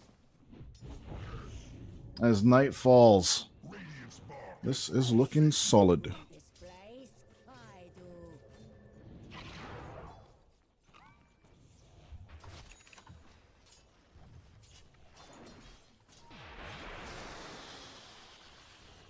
Poison touch once again, making Lifestealer's life a living hell. Or, speaking of living, in goes the Undying Cracker, tanking up the tower damage just so Crystallize can take on Covis 9. 6-minute rune interaction on the mid lane as Shishak makes his rotation onto the play. But here comes Fernance as well. Sportic in a little bit of trouble.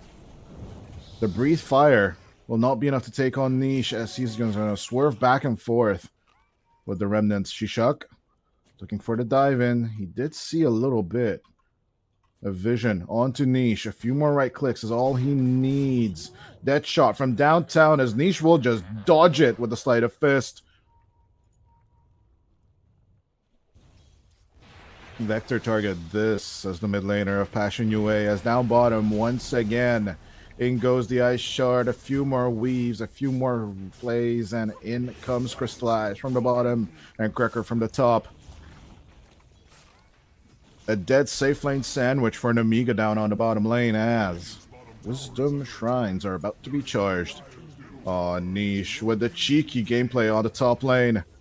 He's just gunning for it. He's just walking casually into the Radiant side and stealing everything Amiga had up to this point, which is practically nothing, but still, you'll take it. As this is what we call a dominating gameplay in the industry. Covis 9 losing 2/3 of his HP, actually 3/4 of his HP, almost. As Crystallize joins in for a little bit of bullying onto Shishak. A saving death shot will buy a little bit of time until Niche just casually right-clicks the Muerta into Oblivion. Covis 9, like, where do I go at this point? 10-1 at 8 minutes in. Passion UA turned this game on to 11.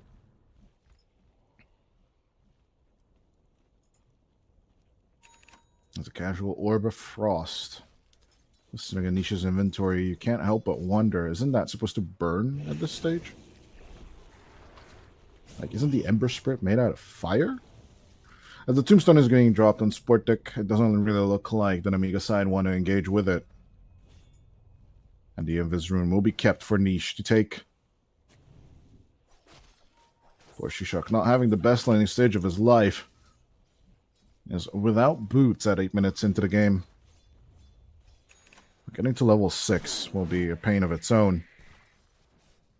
All they can do is just be a nuisance to Niche. Batyuk, with a chase down onto Bashka, we'll try and clear off the effects of the Nuthel projection.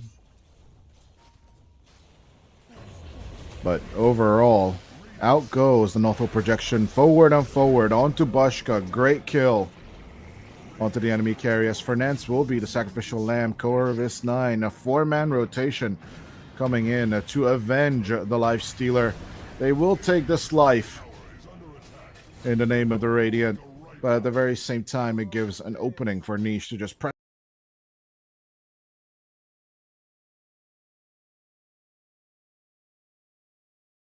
pressure the mid lane, and for Crystallize, just get bigger, better, and faster. In comes the cornucopia for the Phantom Assassin.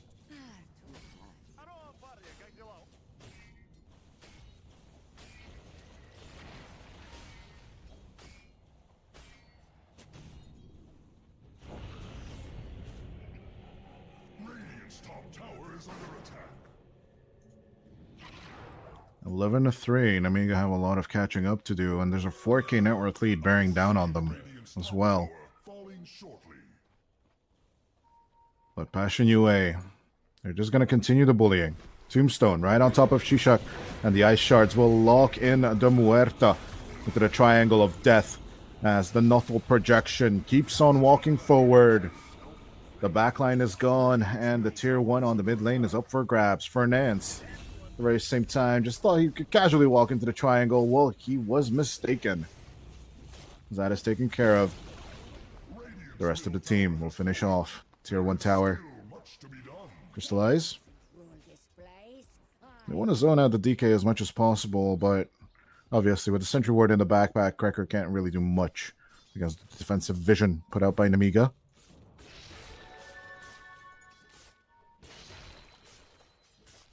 A D-rune on Niche as he's looking to take away the ancient stack of the enemy. With maxed out Flame Guard and level 3 Sleight of Fist, this doesn't seem to be that hard of a task. Arcane Curse and half HP. The Ember looks to run away as Bashka just having the worst time of his life. 12 minutes in, all he has are face boots and 3 gauntlets of strength. Nowhere near a seat to the Sacred Relic that is needed for the Radiance. Meanwhile, on the other side of the map, Crystallize. He's getting closer to Battle Fury, but he is getting Furied on instead. Needs a little bit of backup, and Batyuk is happy to oblige. It's a 4-man rotation from the Passion UA boys, as Mr. Rolling Thunder gets the hell out of here. The Pangolier makes it home unscathed. As at least with this forced rotation, Bashka gets to breathe a little. But even now, he's already eaten 2 decays. He's kind of aware of the predicament he's in. One more right click and one more decay from Cracker is basically the end of the Lifestealer's life, ironically.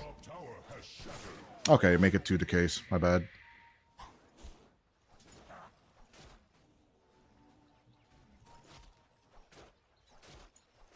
He's fine. You don't need to worry about a Lifestealer, right? The Feast will keep him happy and on relatively higher HP levels than most. I personally really thought that it would be like a Maelstrom Armlet kind of gameplay for Bashka. Looks like he's going for the greedy farming build as he needs to outscale the PA eventually, some way, somehow.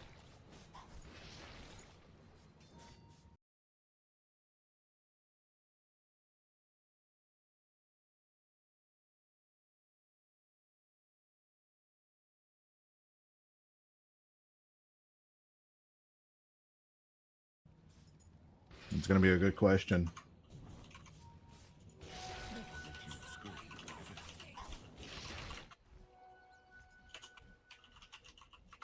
Dire's top tower is feeling its mortality. Looks like Bashka will make it all right, but not right now.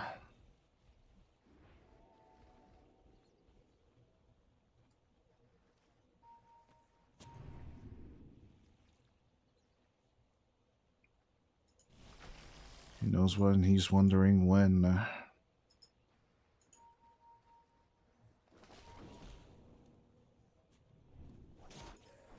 But he's the only one he knows when. He's going to stop the wondering.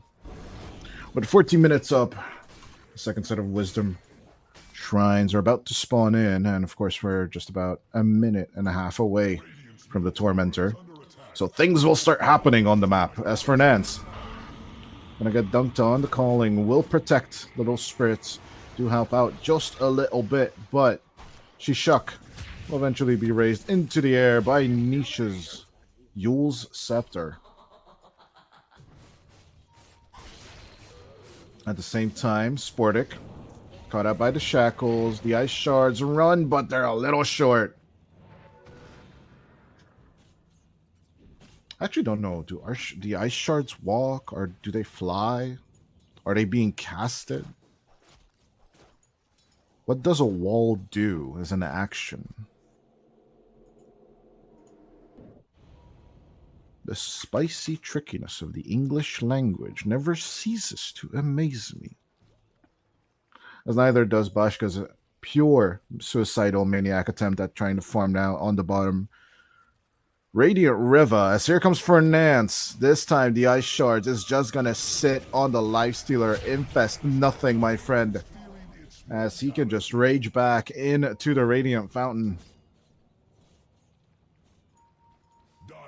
Obviously, I have an easier job at reading bad moves and the actions happening on the map. I do see everything. These boys, they only rely on their supports and partners and the timer to know what kind of moves are going to happen. It looks like Bashka was just simply unaware. Yeah, I'm going to laugh at that Shadow Wave from Batyuk. What? That's just BS. Holy crap, the Dazzle is disgusting. I can hear Ace from Gaming Gladiators just smiling all the way here. Some kind of zipper sound can be heard. As that Dazzle Weave just deleted the Tormentor when 5 of them were there. Courier tricks and other stuff needed to take the Tormentor? No way. Just have all 5 heroes in the Dazzle there.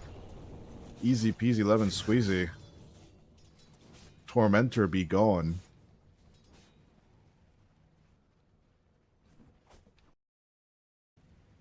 And they are looking to set the tempo of Roshan to the top pit map. That could give them a slight advantage in the positionings overall. No, we shall see. But it'll pay off in the long run. As Fernance, not wanting to give away the smoke, is just looking to follow the courier of Kovis 9.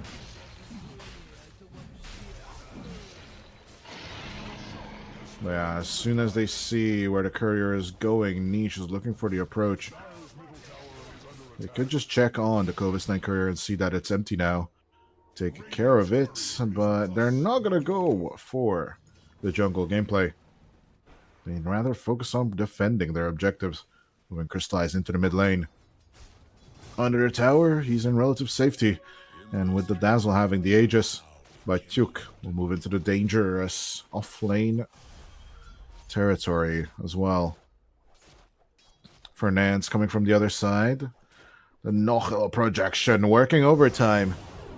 As yeah, you can stun, you can try and disable, or you can global silence this Dazzle, but it's not gonna work. But Duke is just gonna take care with Sportic as fast as possible. Monodrama just getting run down on by Crystallize and Niche. As here's Cracker as well. Out comes the double jump and the infest gameplay, but it's not gonna happen. You're not gonna survive this one, Bashka. As it's just shutdown after shutdown for Passion UA.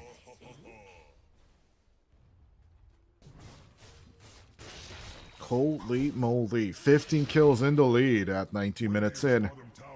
And they're looking to take out 2 tier 2 towers simultaneously on the Dire side. Radiant's bottom tower is under attack.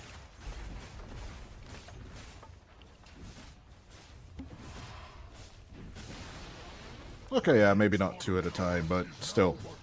The safe lane Radiant tier 2 goes down. with ease. Of course, Batuk's anti-armoring aura from the weave is just working overtime.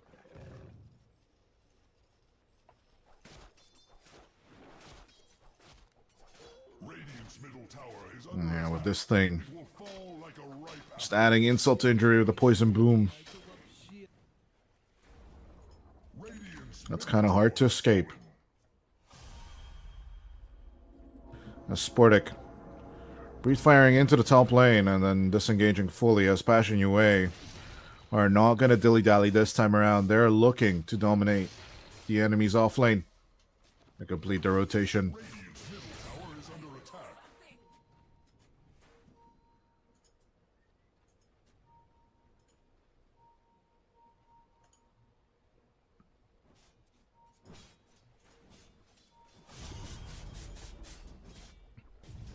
A little bit sleight of fisting going through on the Ember Spirit niche. Handling it to the best of his knowledge.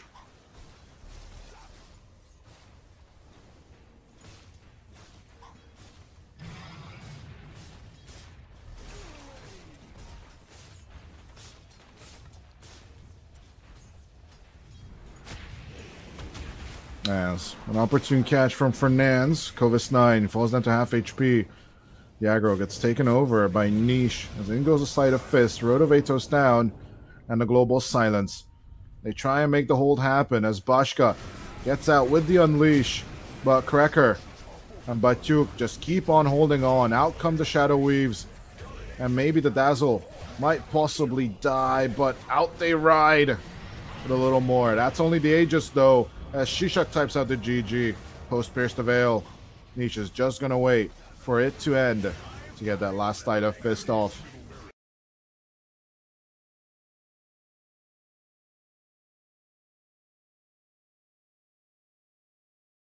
$24-5. Passion UA show their real claws and even up the series.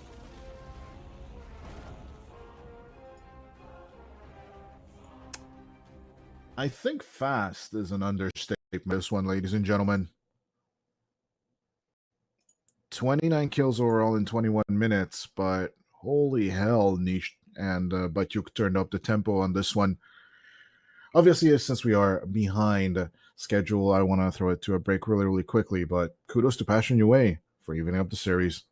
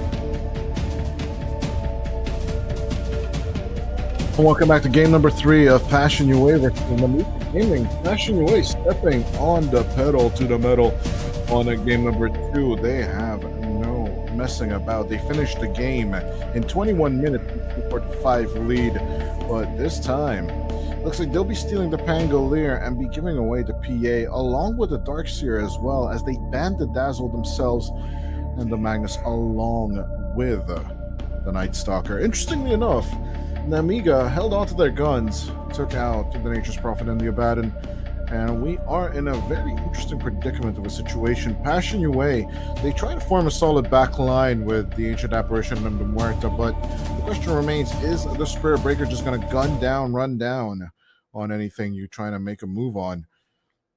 Better yet, obviously, can you actually make the catch onto the back line as you are playing with the Mega Gaming? Of course, the boost coming out from the double melee lineup with the Darkseer and the Spur Breaker is something to consider when you're looking at the Passion UA lineup. As much as it pains me to say, I think Passion UA could be in trouble here.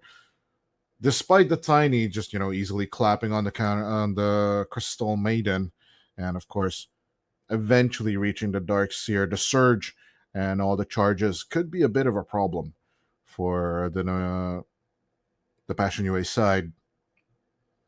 As Ember Spirit and Shaker get banned out, basically Namiga have either stolen the enemy's full lineup from the last game, or actually just, adapted it to their own. As it looks like Passion UA are somewhat trying to force through the strategy of the Mega Gamer from the previous game. As in comes the Slardar to provide that negative armor. More than likely, Sputnik's hero. But yeah.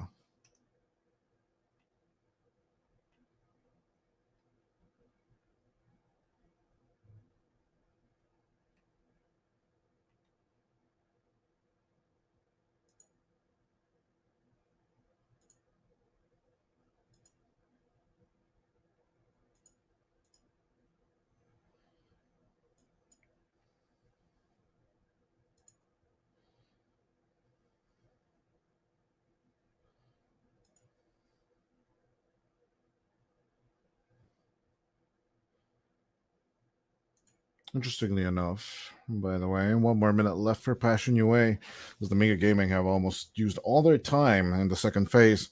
Passion UA, a bit of time to figure out if they do actually want to pick up the Dragon Knight, or they want to go look for an alternative. I think Crystallize on the Tiny would not be the bestest of ideas, so giving that to Niche and basically having Batuk on the Pango is the approach I'm personally looking for right now. Batuk could take the Tiny, though, and then, just keeping Niche on the Pangolier itself, going for the face-to-face with the Stardar. Lucky Shot is not as strong as the Corrosive Phase, as we all know, but in the long term, having that Orb of Corrosion and then the Fusel Blade could be nice, especially against the Pia and the Stardar. But yeah, with a 66% win rate on the Pango, I'm quite certain that's the idea we're going to go for, but no! We're going to go back to the original idea. Niche is going to be the one getting the Storm Spirit, and Crystallize is going to sit on the Tiny, ladies and gents. This is going to be a rough one for Passion UA. I don't see the power of the Storm Spirit in this game. I'm going to be honest with y'all.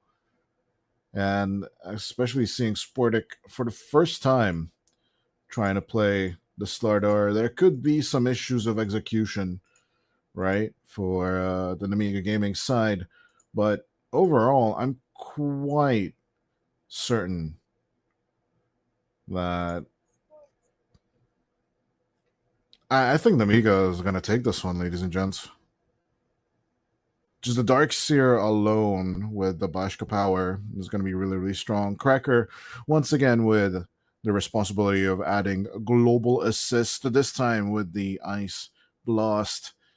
And we'll see if Batuk is ready for the dive.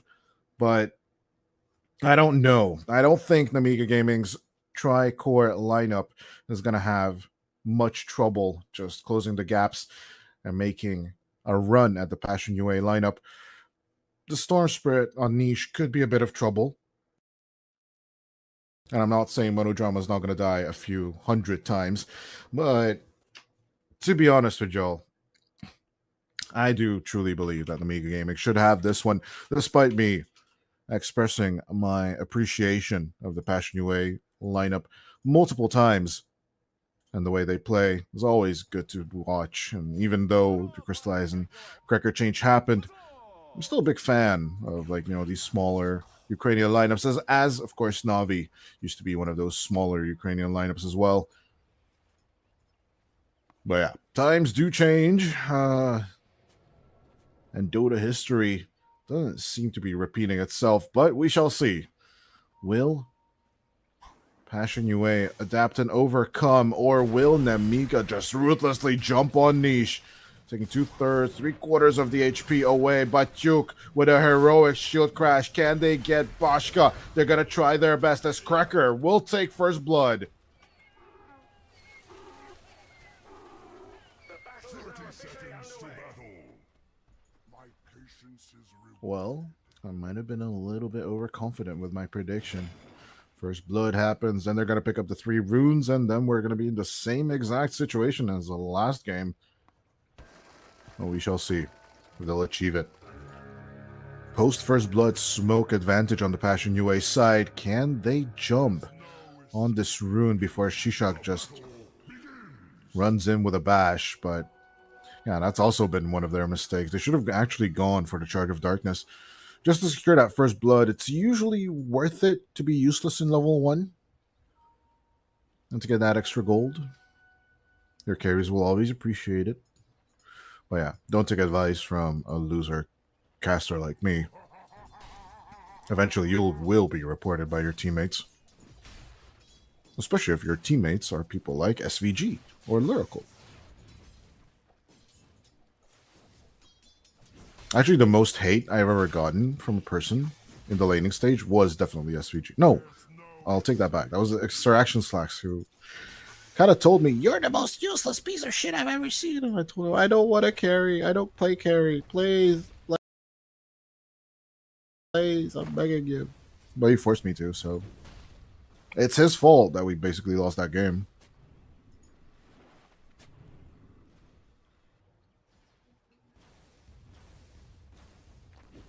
Not those expected.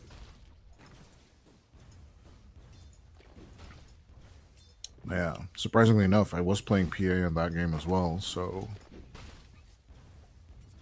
we'll see overall with Bashka and Monodrama. I have a better time than me Insurrection Slacks. Yes, the proper wording order would be Insurrection Slacks and I, but I'm speaking out of my blabbering mouth as with the creep skipping happening on the bottom lane and big avoidance gameplay happening on the top, there isn't much to address here just yet. Of course, Namigo are on a similar clock as Passion UA were in the previous game, but I'm pretty sure they're not going to have trouble finding the space and targets for the PA and their team. Overall, they could make fast rotations with the Charge of Darkness and such.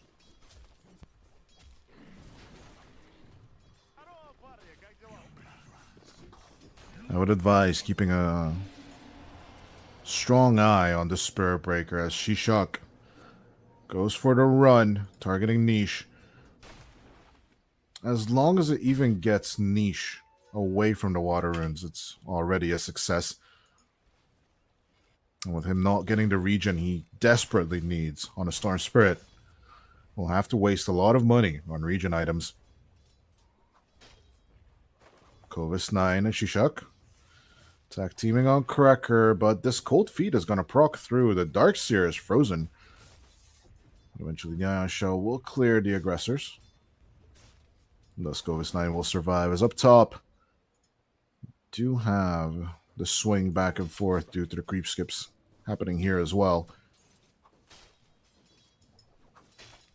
As Kovis 9 could be in trouble down on the bottom lane, but keeping an eye up top. That miss on that dead shot from Fernance. It's gonna hurt a little. But in goes the shield crash.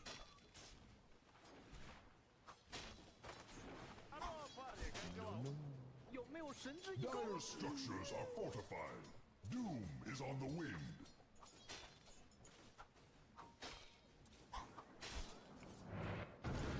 Clovis 9, despite the half HP, still sticking around, is up top. Bashka in trouble. The dead shot will hit this time. Dire's courier has Bashka surviving with a sliver of 30 HP. Batyuk, no shield crash for 3 or 45 seconds. Decides to just disengage down bottom. And a little bit of a rally tally as we hear the Charge of Darkness go into the mid lane once more. Niche should be safe. I don't think Shishak is going to commit. Once again, it's just going to be the double water rune play from the Namiga side.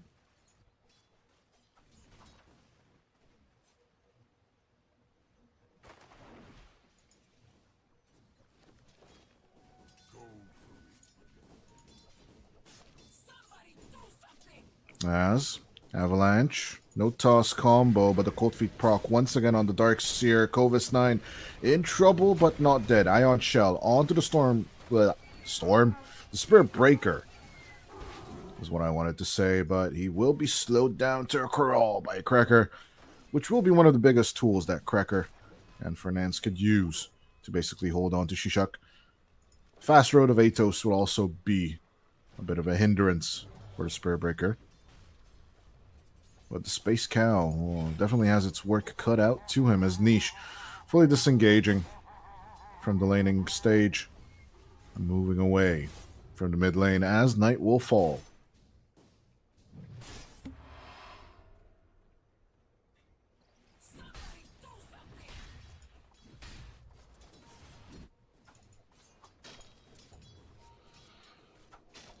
Has to be said though, Batyuk is having a really good time for himself. Is down bot. Cracker takes on Corvus 9. Shishak in a little bit of a predicament, but Monodrama rolling around. They will guarantee Crystallizes and Cracker's death. That rotation from the Crystal Maiden is paying off as Bashka in the meantime not having the time of his life up on the top lane. Monodrama needs to make the rotation back to his teammate, possibly getting both Lotuses in the process. Once again, the charge into the mid lane will deter Niche from getting onto the first power rune. It will fall into Sportic's hands. It's going to be an illusion rune, so not much ganking potential, IMO. But we shall see as Monodrama, Bashka try and go for the deep dive on the bottom lane. Crystallize re-rotating onto the bottom lane with a TP. Good catch onto the Crystal Maiden, but a deep dive onto the tiny Shishak will just run away.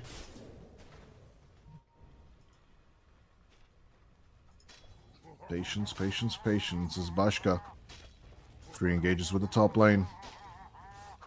Surprisingly enough, a catapult still standing 7 minutes into the game.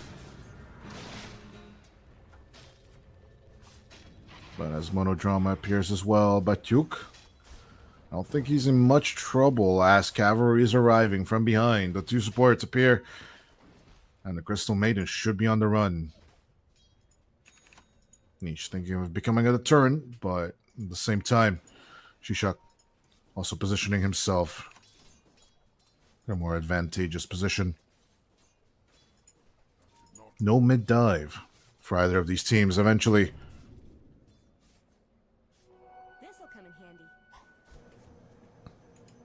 The Amiga are expecting a bit of backup. A little bit of greed for the Passion UA side. Doesn't seem like it's going to happen this time around.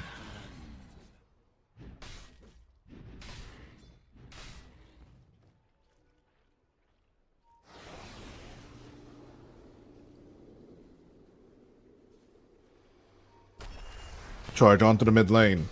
As the Bash of the Deep hits. Niche is running out of mana. He's going to try and stack up as much as he can with the bottle, but here comes the Slardar. as the Amiga managed to even up the match, but at the same time lose out on the PA. Dire's top tower is under attack. It fights for its life. Radiant's middle tower is under attack. As they slithering crush the storm, they will lose a Phantom Assassin and a tier 1 tower. And the same thing is about to be said for Passion Yue as well. Despite Crystalliz's efforts, Corvus 9 has done a great job at the creep skip and the pressure keep that the Darkseer is just great at. Charge of Darkness going somewhere. I see the targeting animation on Crystallize. Quite certain, though, Shishak is not going to go through with this charge. Okay, correct me, because I am wrong, as Corvus 9 does not have the surge to run away here. Throws out the wall of replica, but can hardly pull in the Muerta into the wall to become a nuisance. Easy catch on the Darkseer by the Passion Yue side. Did not go as expected. Yeah, as water runes are being digged out of the river, Sportic is getting closer and closer to his Blink Dagger.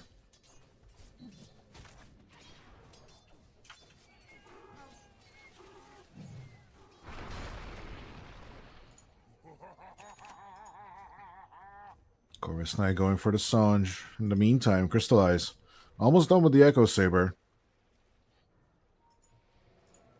As Bashka on the other side of the map is just about to get his Cornucopia.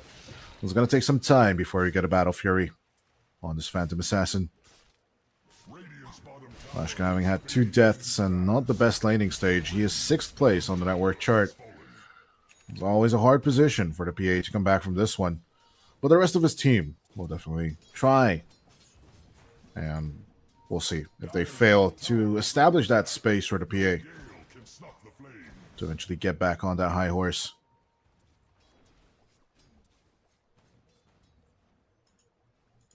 Here comes the charge onto Fernandes. As soon as the calling comes out, Spellbreaker disengages. As with Niche sliding forward but getting frostbitten. Out comes the Ice Blast. With all of them being frostbitten, they're going to have to bide their time. Corvus 9 trying to clear out the wave as much as possible as Batyuk goes rolling in. Good catch onto the CM, but no good control onto Shisha.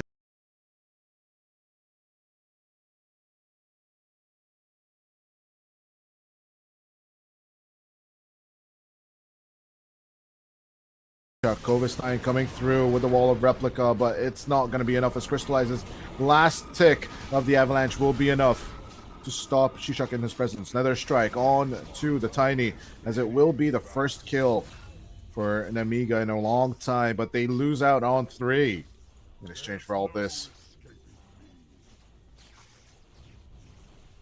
The full-on 5v5 fight will be less beneficial for the Tiny, but at least Bashka got some XP. 3-man smoke from Passion Yue. They want to keep on going on the hunt. The hunt for the Phantom Assassin. Ice Blast, long range.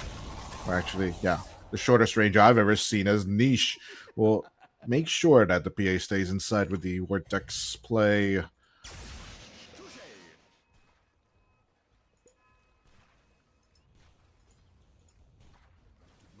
Could be worse. Oh no, it couldn't. Shishak is down with the phase boots. He's going to try and move on to the drums of endurance. It's going to be a slow progress for both of these teams. But, of course, Passion Yue could sit in the driver's seat for a while, especially with the Echo done. But with Crystallize not moving over to the Blink Dagger, it doesn't look like they want to chase and fight. They want to take this nice and slow. Giving the initiation roll onto Niche. I'm biding their time.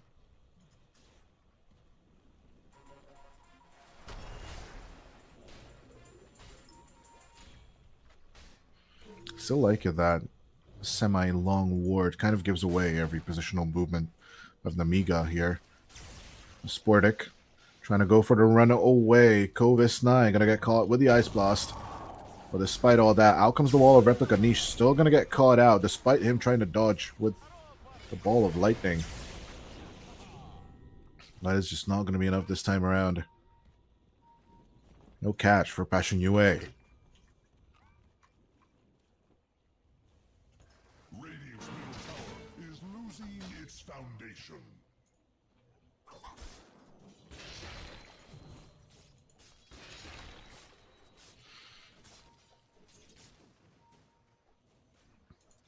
Bashka. Around 700 gold away from actually acquiring the Battle Fury. Clean and no corrosive orb.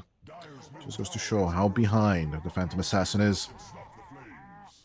It's not much though, it's only on 1,000 gold that is separating Crystallizes Tiny and Bashka's Phantom Assassin.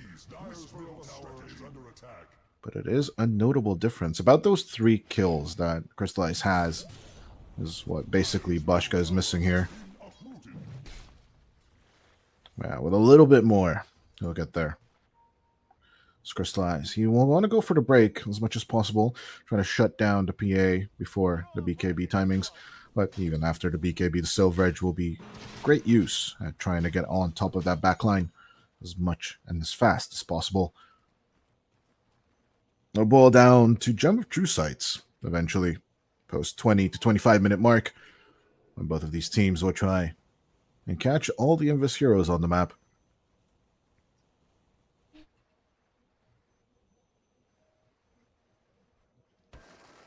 Dire's top tower is feeling its mortality. So far, so good. The Caster Curse on Namiga is working effectively, as the Tormentor will be taken by the Namiga side. Is under attack. It will fall like a ripe apple.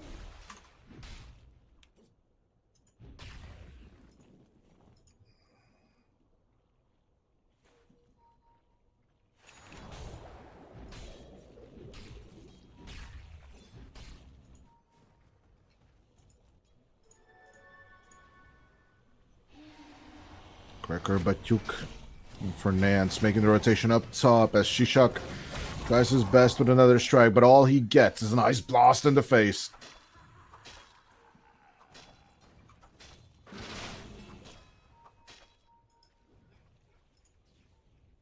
Passion Yue.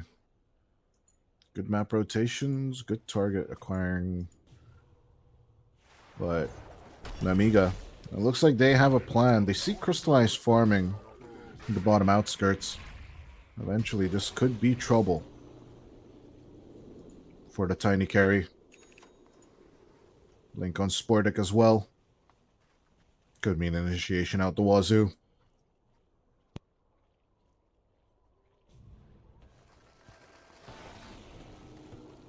A lot of attention on the Slardar. Will more than likely have to be the jumper hero.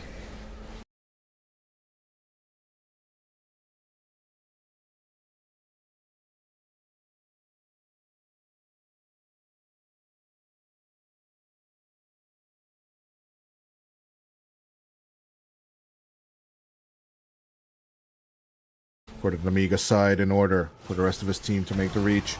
The 2 supports take on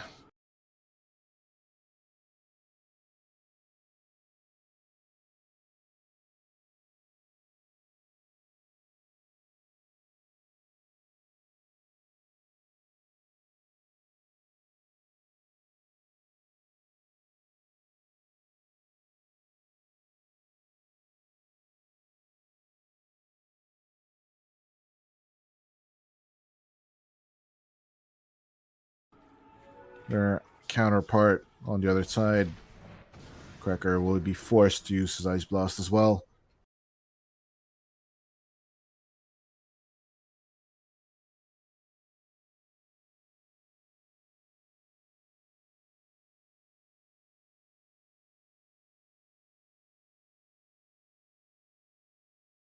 Just to get this kill.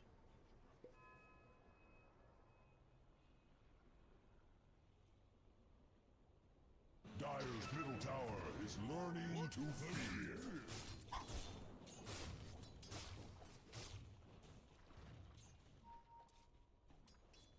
Please enjoy the peaceful farming compilation of Bashka, in the Radiant Jungle, as neither of these teams seem to be wanting to have an engagement, as Shishak is looking to steal the 14-minute Wisdom Shrine, but is going to get punished instead. Another strike and TP attempt away as Batyuk, he's just going to be like, screw this, I'm going to Rolling Thunder all over your ass as Shishak. He's looking for the angle to try and Charge of Darkness out of fear, but that last right click is gone. Dire Fountain as down bottom. We might have some action brewing up. Crystallized showing. Sportic looking for the jump. He moves on to Fernance instead. The Ice Blast. It will hit the Stardar, if nothing else. As Corvus 9 will look for the disengagement. Nemiga's attempts are futile against Passion UA. Oh, Gaben, have mercy on your souls. If your plays are not working, you are not having this comeback potential.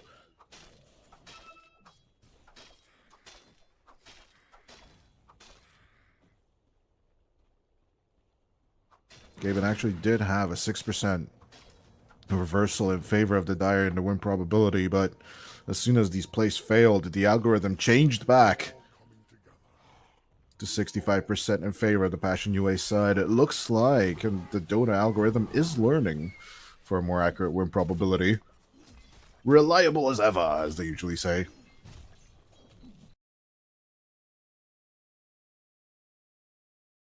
It's hard to know what the win probability.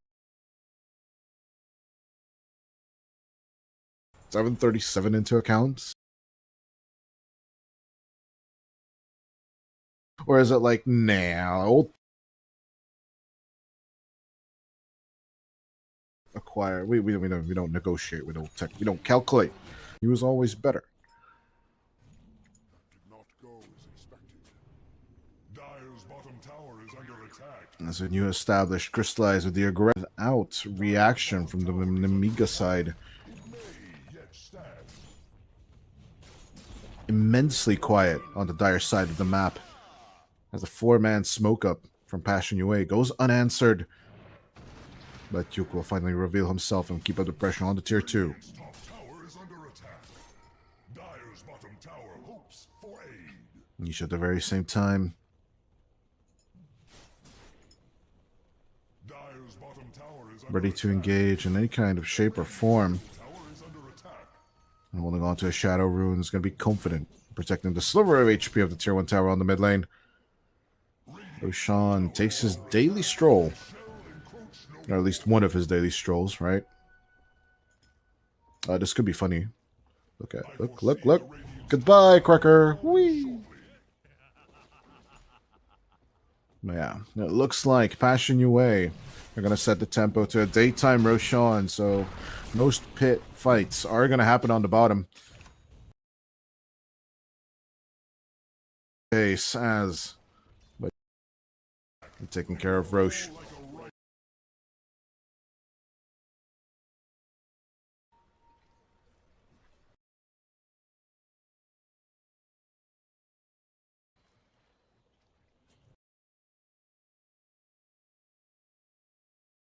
Taken and given to Niche, one of the best.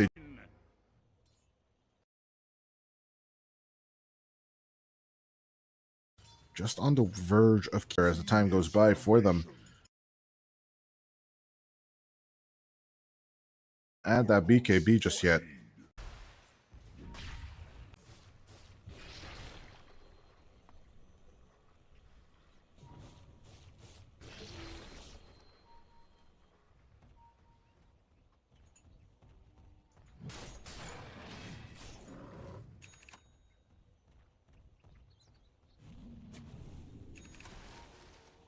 Radiant's middle tower is under 16 kills on the board. Radiant's middle tower has collapsed. In a short span of 22 minutes, it looks like we're back into that quiet stage of the game.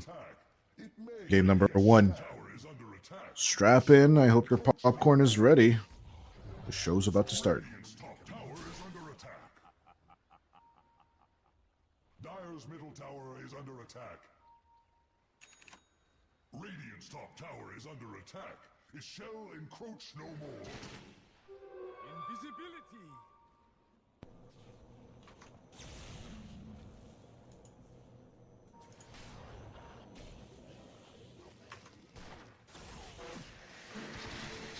That was a good catch coming out from Niche on to Sportic and Monodrama.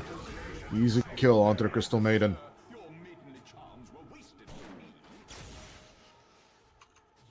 Dire's courier has been slain. That was not very nice.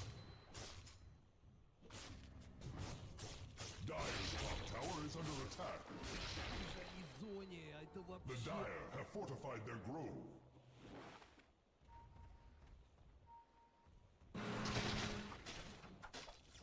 Nice blast going out onto Bashka as Niche makes the connection. Easy kill onto the PA.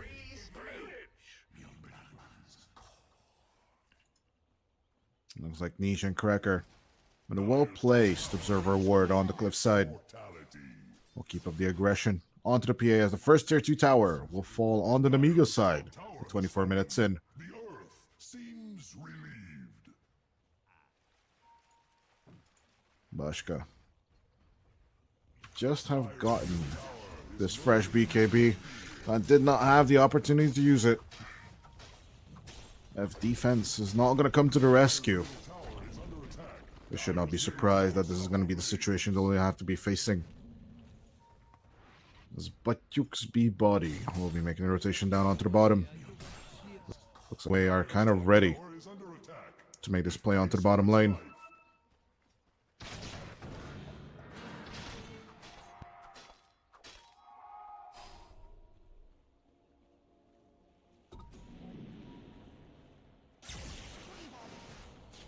Four-man smoke up from Namiga. And of course the blurred Phantom Assassin is also joining in. We shall see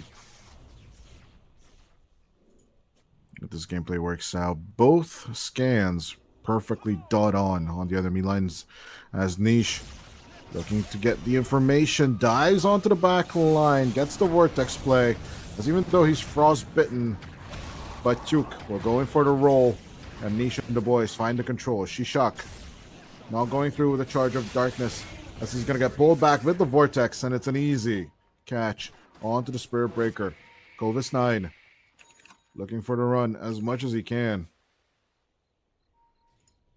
As the hiding Darkseer will eventually find an opportunity to TP back home after their plan goes up in flames.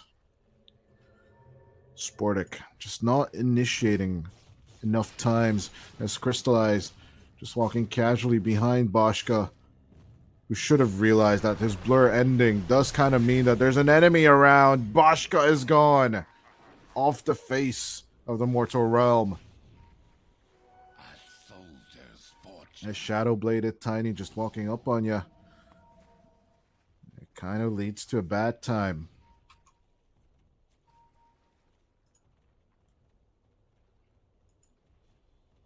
Passion UA just want to keep on working that same passion as they did in the last game. As Shishak try and go for the survival. Nether Strike onto Fernandez. At this point, they'll be happy with anything that they can get out of this. But can they keep going?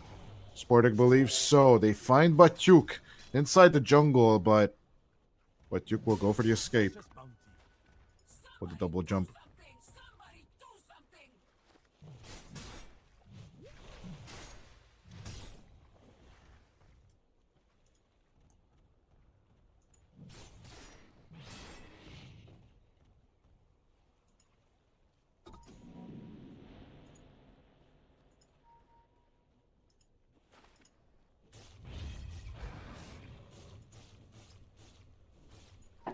Radiant's bottom tower is under attack. There is little it can do.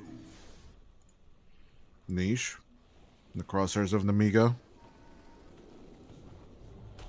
And they go with a try. Sportic, they do find the catch. They'll take out Cracker first. It's a nice killing spree break as Shisha goes through with a charge of darkness. Does not have the Nether Strike anymore. It will take 9 more seconds until the Space Cow could have locked in on the Spawn Spirit.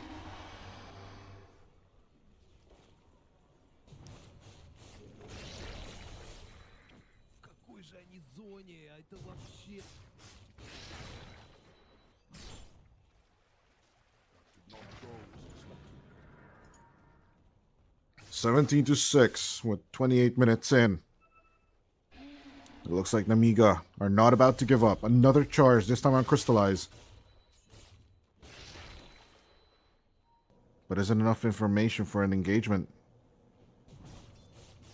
Namiga does not think so, as Batyuk is just standing by, ready to Rolling Thunder, if need be. Of course, keeping Krekker at a distance. Almost always possibly indicates that Namiga just cannot go for these deep dives right now. I still do feel sorry for Sportic. He is having a hard time controlling this one. As Bashka bottles up the AP rune.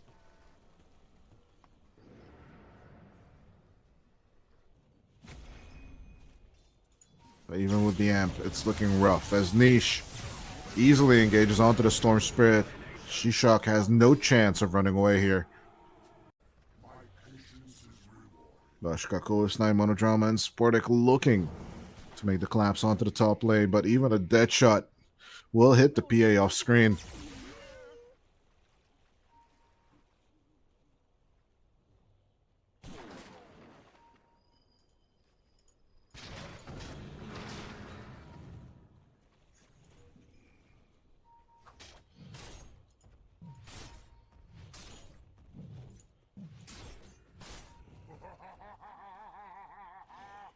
It's all coming together.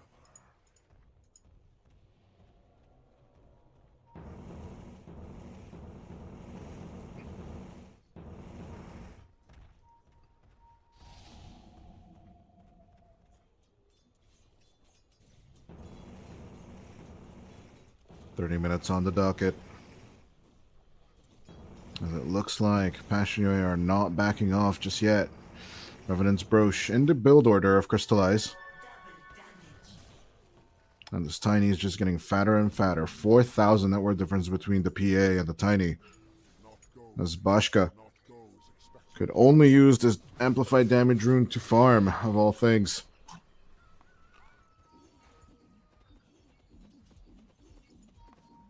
It looks like that's all she wrote.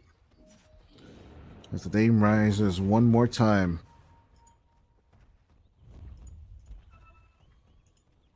Shishak does find a bit of information, but cannot make the break.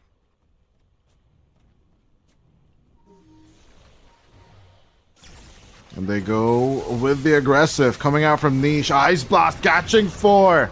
As Batyuk, he's just playing bowling at this point. They take out Monodrama, but Bashka, that's all they have eyes for. As Niche will slide in, find the catch on the PA, and Crystallize will execute over here. Shishak, at the same time, rooted down and controlled, will be the 4th one to die, as Krekker is being approached by Sportic, but at the same time, it's a team wipe at 31 minutes in favor of Passion UA. All they lost was Krekker, and the game plan utterly fails for them. Post the Ice Blast, they should not have continued the aggression, but what could they do? Running away as an option was not given to them. Niche did have to buy back for this Roshan to work out, but overall, it did work out, didn't it?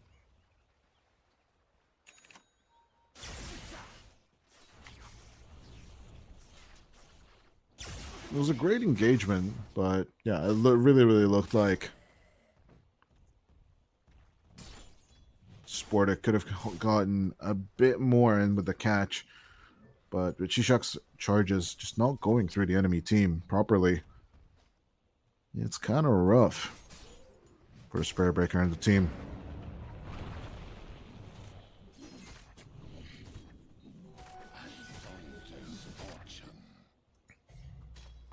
Dire's bottom tower is under attack. Bastion UA looking to turn around the last head-to-head result against the Namiga lineup. As it was 2-1 in that match as well, but Namiga did take game number 3 this time around. Crystallized, they're just not messing about on the Passion UA side. Cold and calculated pressure As there's only one more outer tower to go. Once again, we're in this situation where the offlane tier 2 is the last thing standing on the Dire side.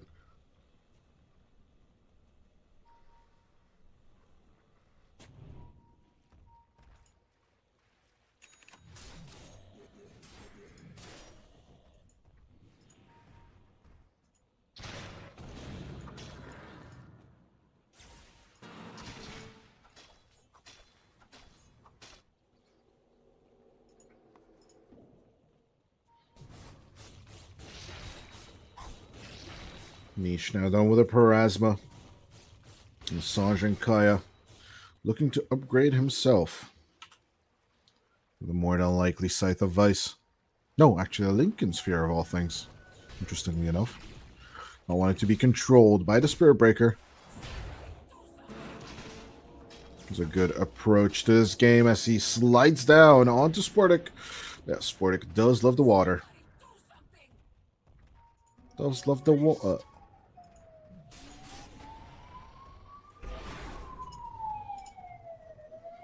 Despite all that, Passion UA sitting at a comfortable 16,000 net worth lead. In goes the Ice Blast, this Crystallize. Makes sure the Dark Seer goes nowhere.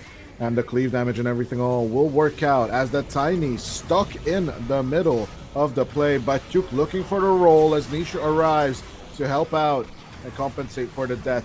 It is now 4 for the price of a carry. And Passion UA are not afraid of making that sacrifice. That shot onto the Crystal Maiden. As the Vector hits, they know where to go, but they'll need to let go of Monodrama eventually. No team wipe this time. Dire's middle tower is under attack. But all Nemiga get is a crystallized death after all that. 35 minutes in, Wisdom Shrines do be ignored. But with this high of a numbers advantage, Passion UA will need to do as much damage as they can into this play. Monodrama getting locked in as Corvus 9 will punish Passion UA for sticking about. Cracker will be taken, but Monodrama, I don't think he's going to shatter. Not just yet. Doesn't hit the threshold, and the Crystal Maiden gets to live just a little longer.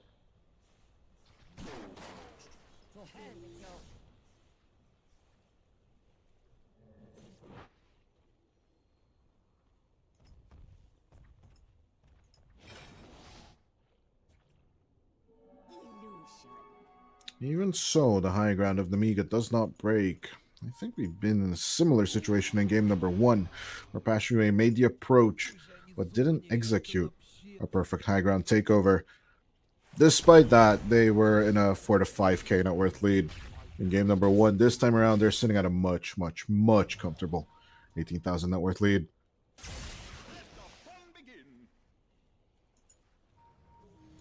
Shishak with the Spirit Breaker. Just coming through with the Shadow Blade. Even so, I'd rather say a Yules would be better on the Spirit Breaker. Yes, obviously with the beautiful vision play coming out from Fernance. And good old Mono and good old Cracker. It's kind of hard to escape or charge unnoticed. But Shadow Blade doesn't seem like the best idea in my eyes. As yeah, Roshan is still going to be sleeping for at least 2.5 minutes. Both of the teams know that. As a new feature 738, you can ping the pit itself to kind of determine how much time is left until Roshan appears.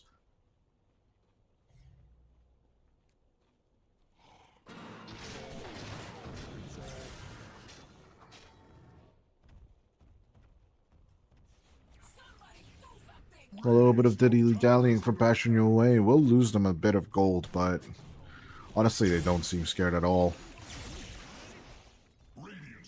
It's just the net worth difference between Niche and Sportic is a massive 7.6 thousand K gold.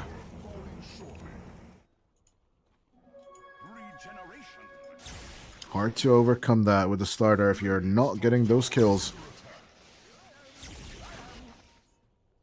And this Niche continues to split push the ever-living hell out of Naviga's lanes.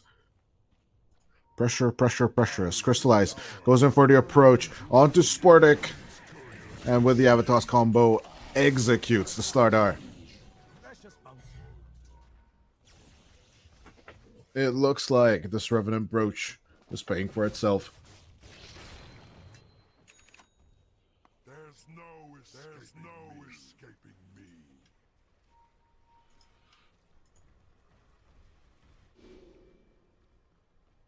Down bottom, she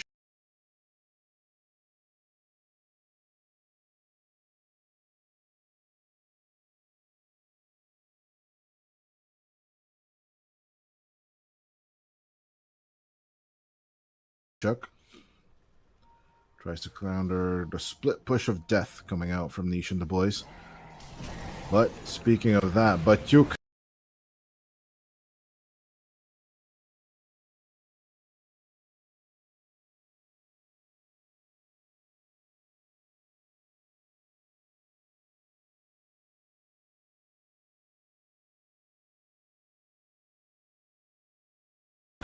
going in for the roll up and trying to get the hell out of there, but silenced up, he's in trouble. Batyuk will lose his life, but with Shishak controlled, Corvus 9 and Bashka will try and BKB TP out of here, but the PA is seen, the PA is heard, and the PA is killed. Bashka bashed to death. It looks like Passion UA could make the approach on the bottom lane to finally take out that pesky offlane tier 2. And look for an approach on to the dire high ground. Did not go as expected. Did not go. Dire's bottom tower hopes for aid. Dire's bottom tower has fallen. Dire's bottom tower is under attack. It may yet stand. 35 seconds until the PA is back online. Corvus 9 defense. But 35 seconds also until the wall of replica. The Darkseer gets dunked on. As the buyback comes out for the DS, 20 seconds until the PA arrives. Passion UA will respect it.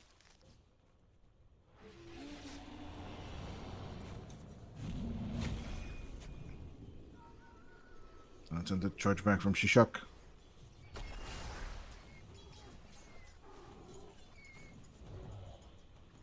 Looking for me?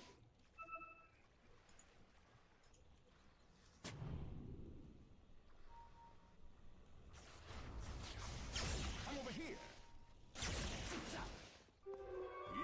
And a smoke up coming out from Namiga.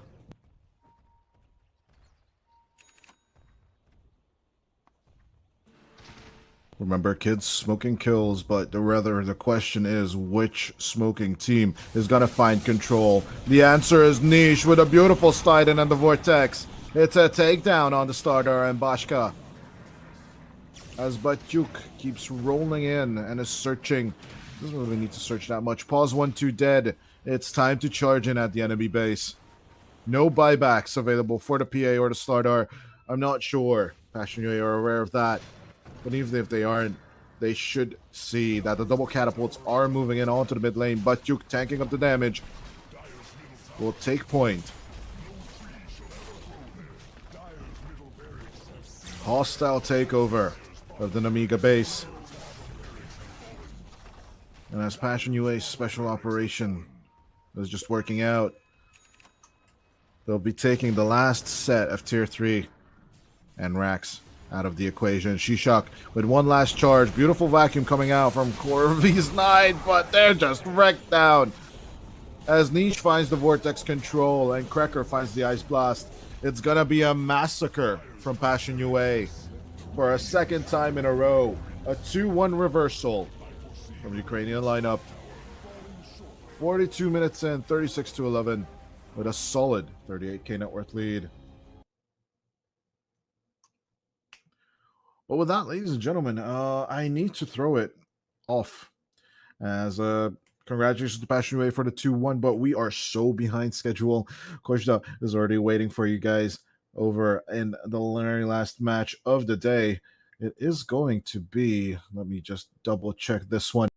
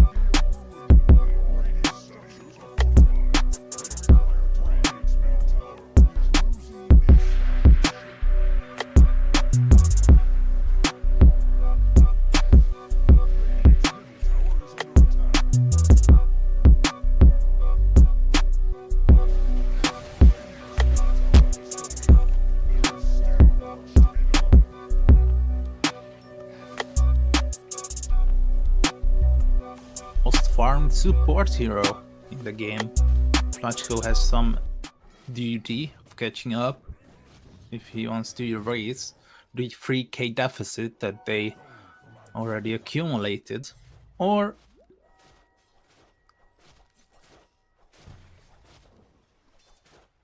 Retsu got the Radiance, nice timing. Most farmed hero on our map, 2 skills, 2 assists.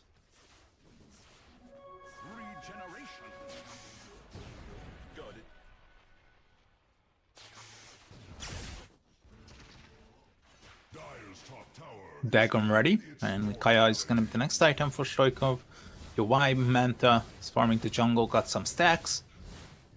It's always satisfying to see different Terrorblade prismatic gems, I believe, applied. 3D Tumbler Sword for Castral. Some of these tier 1 neutral items are just being crafted with Iron Talon with bonus attack speed. Tumbler's Toy. Immediate eggs, obviously. I was contemplating and I was thinking about whether Apple City Gang has enough frontline or not. But once you start wondering about it, the Clockwork,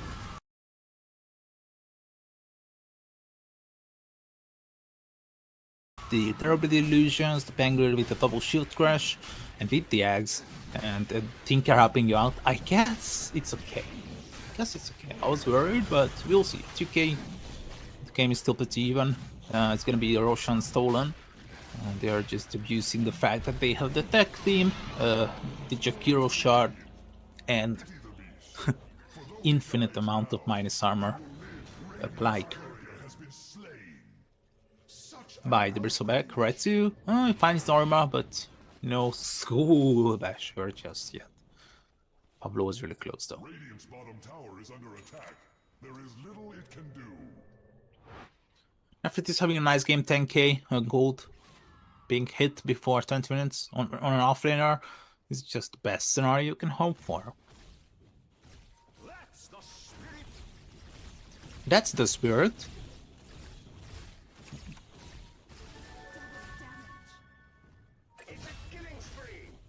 And Stoikov gets a kill on Astral with the help of LeBron and Pablo. And it was the AD room popped as well. Did they fix it, or it still says in DD in the bottle description? Chicken, Gossamer, K, Brownie, Tumbler's Toy. Your items are being crafted. Got the Math Stones ready.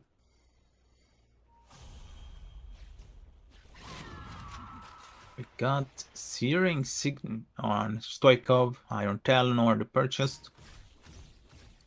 Or assembled, my apologies. Never bought a shard, which is really important. And got the Crimson Guard, and it really feels like he's gonna be building a pipe as well. Snowball. Let's see how much time you can buy. And not that much. It's gonna be the kill. Only 14 kills so far, and you basically blow away 2 ultimates for this if you count Metamorphosis as an ultimate ability.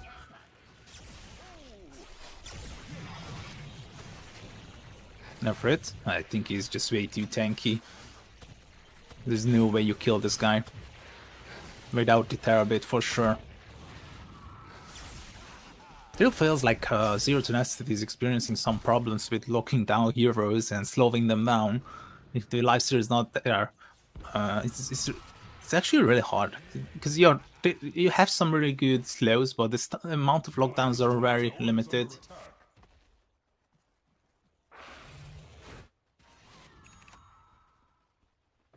I think it should be good. Dire's top tower is under attack. Radiant's bottom tower is under attack. I really hope I can hear my voice in a few seconds on this stream. Retsu.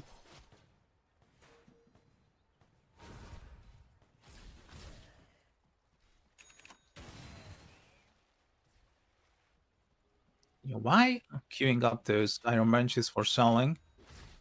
And got the Orage ready. Actually, really decent farm. Actually, really decent farm since he got the band, is really boosting him up, and the Falcon Lead was necessary as well, so he's not gonna be having those mana issues. I boosted the gang, and they are still in this game, despite the difficulties that they were facing, losing the Tormentor. Another kill. It's gonna be first 10 kills for Retsu, securing it for Zero Tenacity, and they used the infestation, and Sanjay Yoshi already produced. And this is something I don't agree with. Nullifier? I mean, it's a hard one. I could have like thousands of debates with this. Normal tipping out Bangalore. I think it to the tier 2 though. That might be a mistake from Retsu. Nice read from Duo Easy. They will get the kill. That was a really nice read. Welcome back everyone. Stream is online. Here we have Zero Tenacity vs Apple City Gang. 23 minutes in. A quite even game, to be honest. Stage is gonna expire. And Flachko is getting more and more farm. He's almost overtaking the Pangolier. That is dangerous. So Norma decided to wipe out the mid lane immediately as soon as Astral might have gotten some few last hits. And Aegis will expire. Oh, Signet burning them down. Stoikov using the dagger to one-shot these neutrals. And this neutral item is really fitting him well. So it really feels like ACG are really confident with their lineup going into the late game, right? So it feels like, well, they found LeBron. He's tanky, but not that much. Oh, actually getting saved by the snowball. The snowball into Clockwork. LeBron is gonna be fine. There's the pipe, right? Oh my god, Norma is gonna be dead again. Red to get a double. Oh my god, I'm on the view screen. So cool. Actually, that was a bit of a jump scare. I almost just screamed at my own screen. But it's part of the business. It's part of being an entertainment industry. Stoikov got some really nice Crimson Guard shield. He was always lucky. Oh, can we check if the bottle says DD rune or not? Oh, it's gonna be a kill. Too very easy. The free kill, basically. Oh, he popped it. AD rune. Moving on to Duras, but it's gonna be protected by the Tinker. Something that they did not expect. Which is not true. I think they expected this. That's why they are already retreating. Even on me, the stream being having technical issues left an effect. Mechanism, Holy Rocket, Guardian Grip soon. Solar Crest, Arcane Boots. What else you need? Maybe a Lotus Orb as well. You know, just to dispel the goose, open wounds, and all of those dual breath, anything that the Jakiro might do. And the shot is really good as well on the Tinker. I heard from people telling me.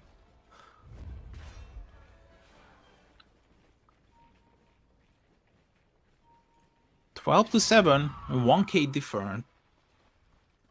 1k difference between the two teams is basically as even as it can get. There's the smoke coming out from Zero Tenacity, hoping to find someone. Guardian Graves almost done, just a buckler separating you from that. Norma in a weird position. I think he's gonna be found. Yeah, he's gonna be fine. Norma? What is he doing? Oh, okay.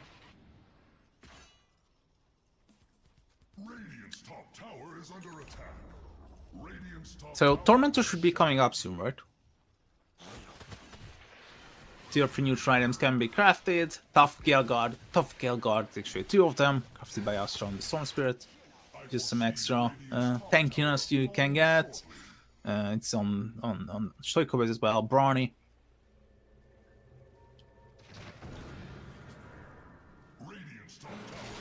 Sorry, this even normal.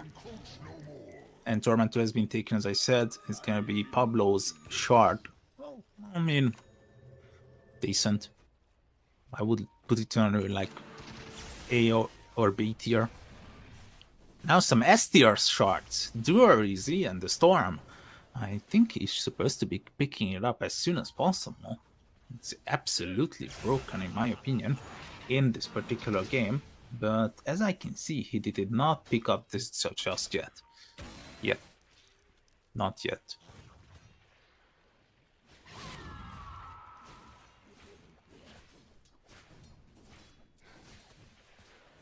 Pablo being infested, they will try again, crossing the river and finding some kills.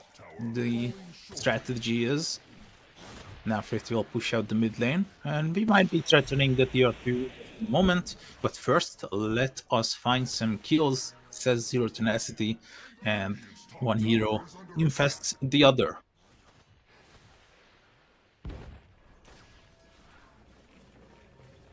Imagine you are a kid and you're watching this stream and some family member walks in on you and the stream just says that one hero infested another, ready to take a fight and crossing the river. They will be so confused, like, what is he doing? What is he or she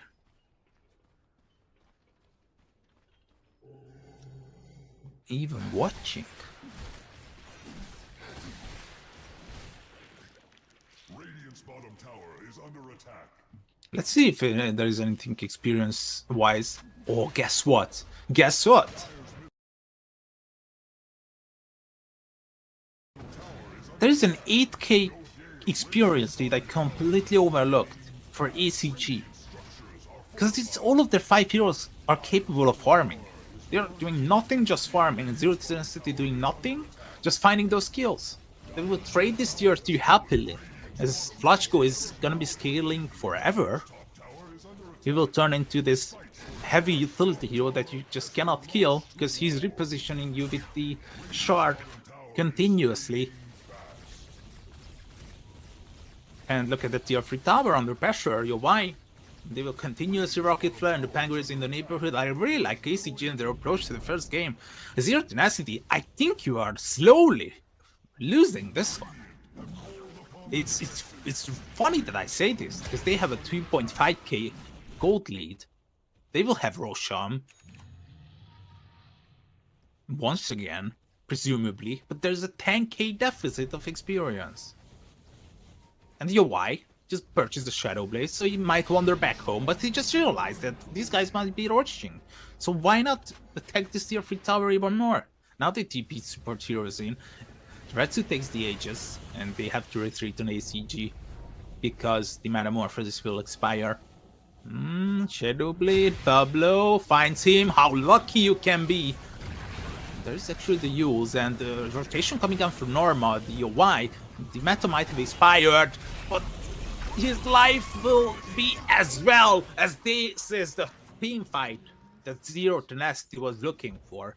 Kinda, because they lost 2 support players, but killed the Clockwork and the Terblade. I have no idea how Norma get out of that, but something we don't have to bother with. And potentially they can go high ground 50 seconds without a Terrorblade. I think they can get a tier 3 tower for free, maybe. No Seeing Red. Actually really decent damage with the siege creep. So it forces them to pop the first cliff. Roshan's banner comes out and Stoikov got killed with the storm.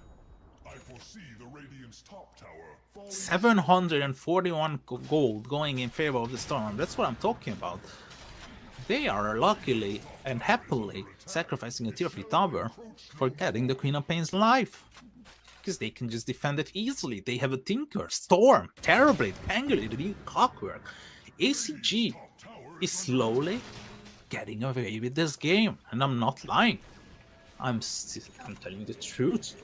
This is what's gonna happen. I just don't feel like Zero Tenacity is hitting those timings. And the last time they met, it was the same story. ACG slowly but surely edged into the late game and managed to win the first map, then got reverse swept by Zero Tenacity. And all of a sudden, ACG, they have the lead, despite losing a tier 3 tower. Zero Tenacity, you are not doing anything other than farming on one hero. Because ACG, they are farming on 5 heroes. 4.5. And now all of a sudden, there's we can see in the network as well that it having this momentum shift I was talking about. Sanjay finished on the bristleback. Nafri just realized, okay, I might just need some power to right click as well. So he picks up the BKB and finishes off Sanjay Yasha. Got still a really decent form if we compare it to the Pangolier. But it really feels like ACG they have like 2 3.5 position heroes instead of 3 and 5. Radiant's bottom tower is under attack. There is little it can do. There is little it can do. Tinker on 14k cold, red to farm the enemy jungle. Maelstrom purchased. I am not sure if this is the right build, Ratsu. Nullifier Maelstrom.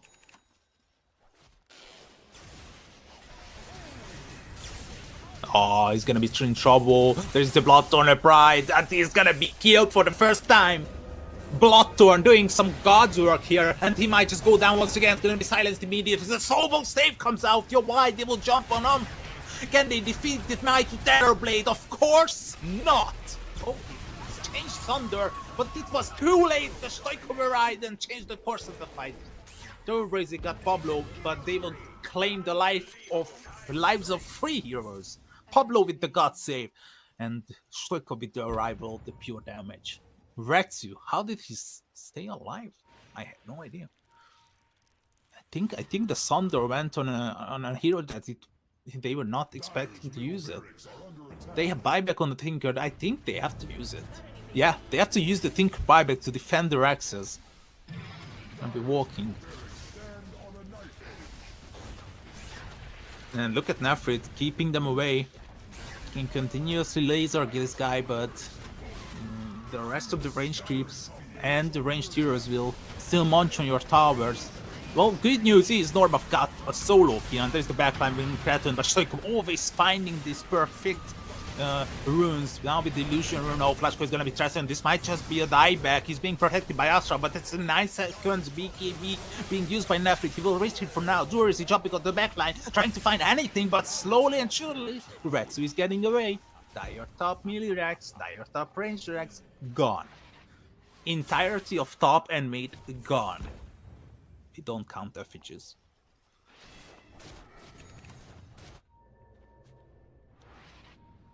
And all of a sudden, you are one of the most farmed heroes in the game, you buy. But you cannot do anything. Silver Edge is good this game. MKB is like mandatory.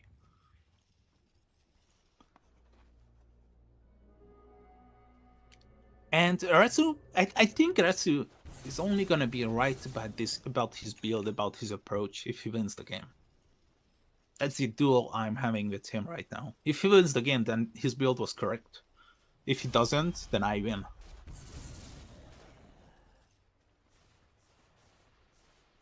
It's not a problem if you double down on the Sanjay Yasha and the Abyss Blade, right? We have seen this before working.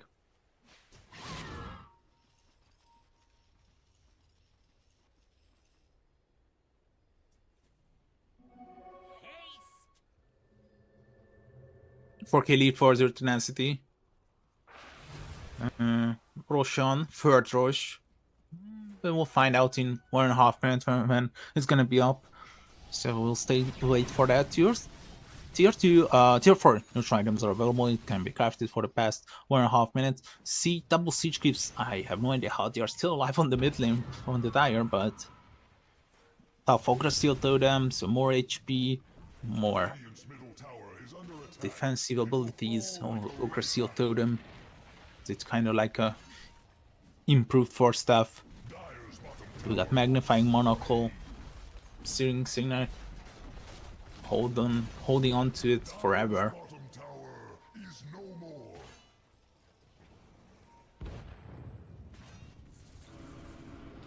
Dire's bottom tower is under attack. Radiant's middle tower is losing its foundation.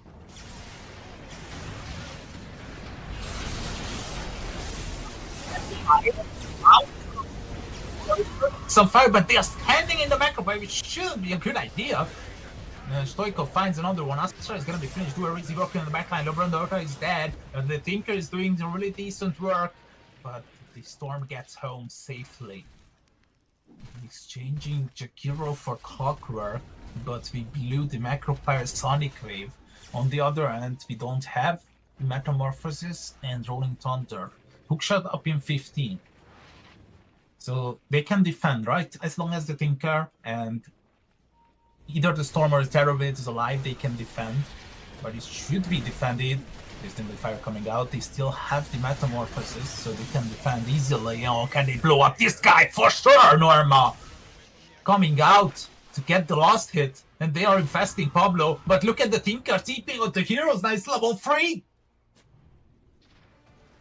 Okay, I was overreacting. I thought Duer was gonna be catching up to them. But something I forgot. They have to defend 2 lanes. Oh, super creeps. Ashko just naturally farming in the jungle. No way, that this is true. Oh, that is the same. The Thunder. Oh, they farmed by the Linkas now. That's gonna be the game. That Linkas purchase might have just won you the game.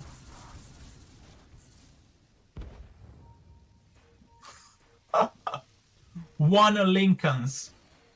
Purchased by Stoikov. I just win him the game. Oh god, you got so many opportunities to thunder other heroes. But it had to be purple. It had to be Stoikov. Do a easy jumping in, hoping to deal any damage, but the rage is popped. Oh, the magic resistance is insane coming out. There is the life stealer completely protected, and the Norma will try to do something. Can they get Stoikov? They can, but the problem is Clockwork dies back immediately. They're going on for Duarizi. He pops the BKB, he's gonna be fine. He will just get back home. Can they kill Pablo? Another Rolling Thunder Force.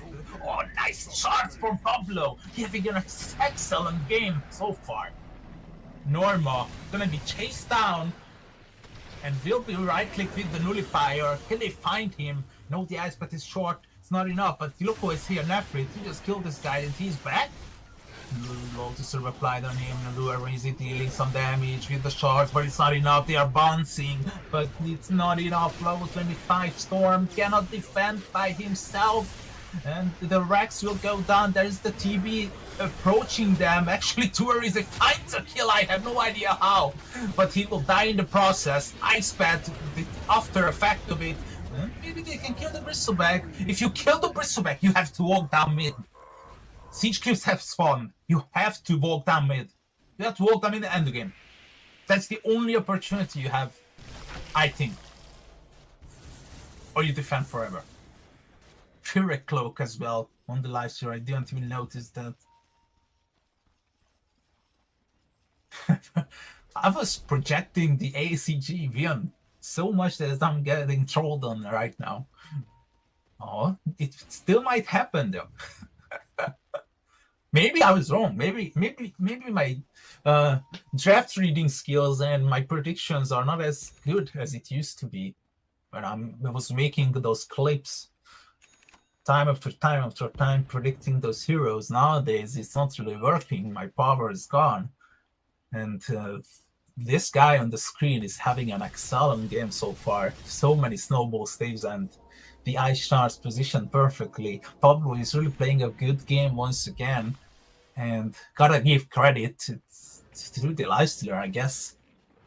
He might just be right about his build, but I don't think this game has ended just yet. Because the Pangolier, yeah, he just queued up something that we haven't seen in a while. Divine Rapier, 41 minutes in. No, Norma, they will jump on and find the illusion. Norma popped the Rolling Thunder though. Being right click, they will apply the Runefire onto Pablo. Pablo is gonna be silenced. The R hit comes out. Can they finish him? The Eos will save him, but I think he's dead. Nicely locking him in. Oh, he's still alive, guys. Snowball dies in the end. The buyback, he will use it immediately. The pressure is on. 3 lanes with mega creeps. Yobai pop the meta. They have to run. Yeah, they know. They just need to wait out the metamorphosis to expire, and they can maybe end the game. Because they have still 3 buybacks, and they are looking very comfortable. And you know what? Just walk into Rush while the meta is up. Can it be contested? They are aware of it now. Third Rush with Shard and Cheese. Should be contested. There's no way you are not contesting it, and Zeta knows. They are waiting for them. You have to remove the illusion because they will reveal the plot earlier than it's supposed to be. Infestation and the smoke coming out of both sides. It's getting exciting, it's getting tense. Triangle fight might decide the fate of the game. There's a jump onto the Terror Blade, but they lost track of him. Infestation comes out, and Astra might just be deleted. It doesn't have buyback available. You lose your clockwork, and they're going on to the backline. Nullifier might get you out of it. And Shvoikov, there's a lot of damage being dealt. Oh, wow! Sonic Ray 1-3, but the damage is not enough, because the help from the Tinker, you have to kill this guy. What a Macropair coming out from LeBron. They'll listen to them, buying you out of this one. Duariz, he has arrived. And he pressed the buttons. You're really low. You have to be careful because you are dead. Norma is carrying the game from a hero that's 7th in the network chart. Nafrit trying to work around it, slowing these Caesars down with the Star Rocket. Revenant's Brush purchased by the Pangolier. Those swashbuckle damages will include 60% chance to be magical as well and deal 80%. Oh my god. So he did not purchase the Divine Rapier just yet, but all of a sudden ACG, they got a 400 gold lead and one, not just one, but additional 18k experience lead on ACG. How are you reaching their high ground? You destroyed everything you can. You just cannot reach the tier 4s. There's just so many heroes to go through. Clockwork, Pangolier, Storm, TB, Tinker, a late game Tinker. They have 30k experience on a Tinker. That is was position 5. He has Guardian Greaves, Solar Crest, Holy Locket, and Aether Lance.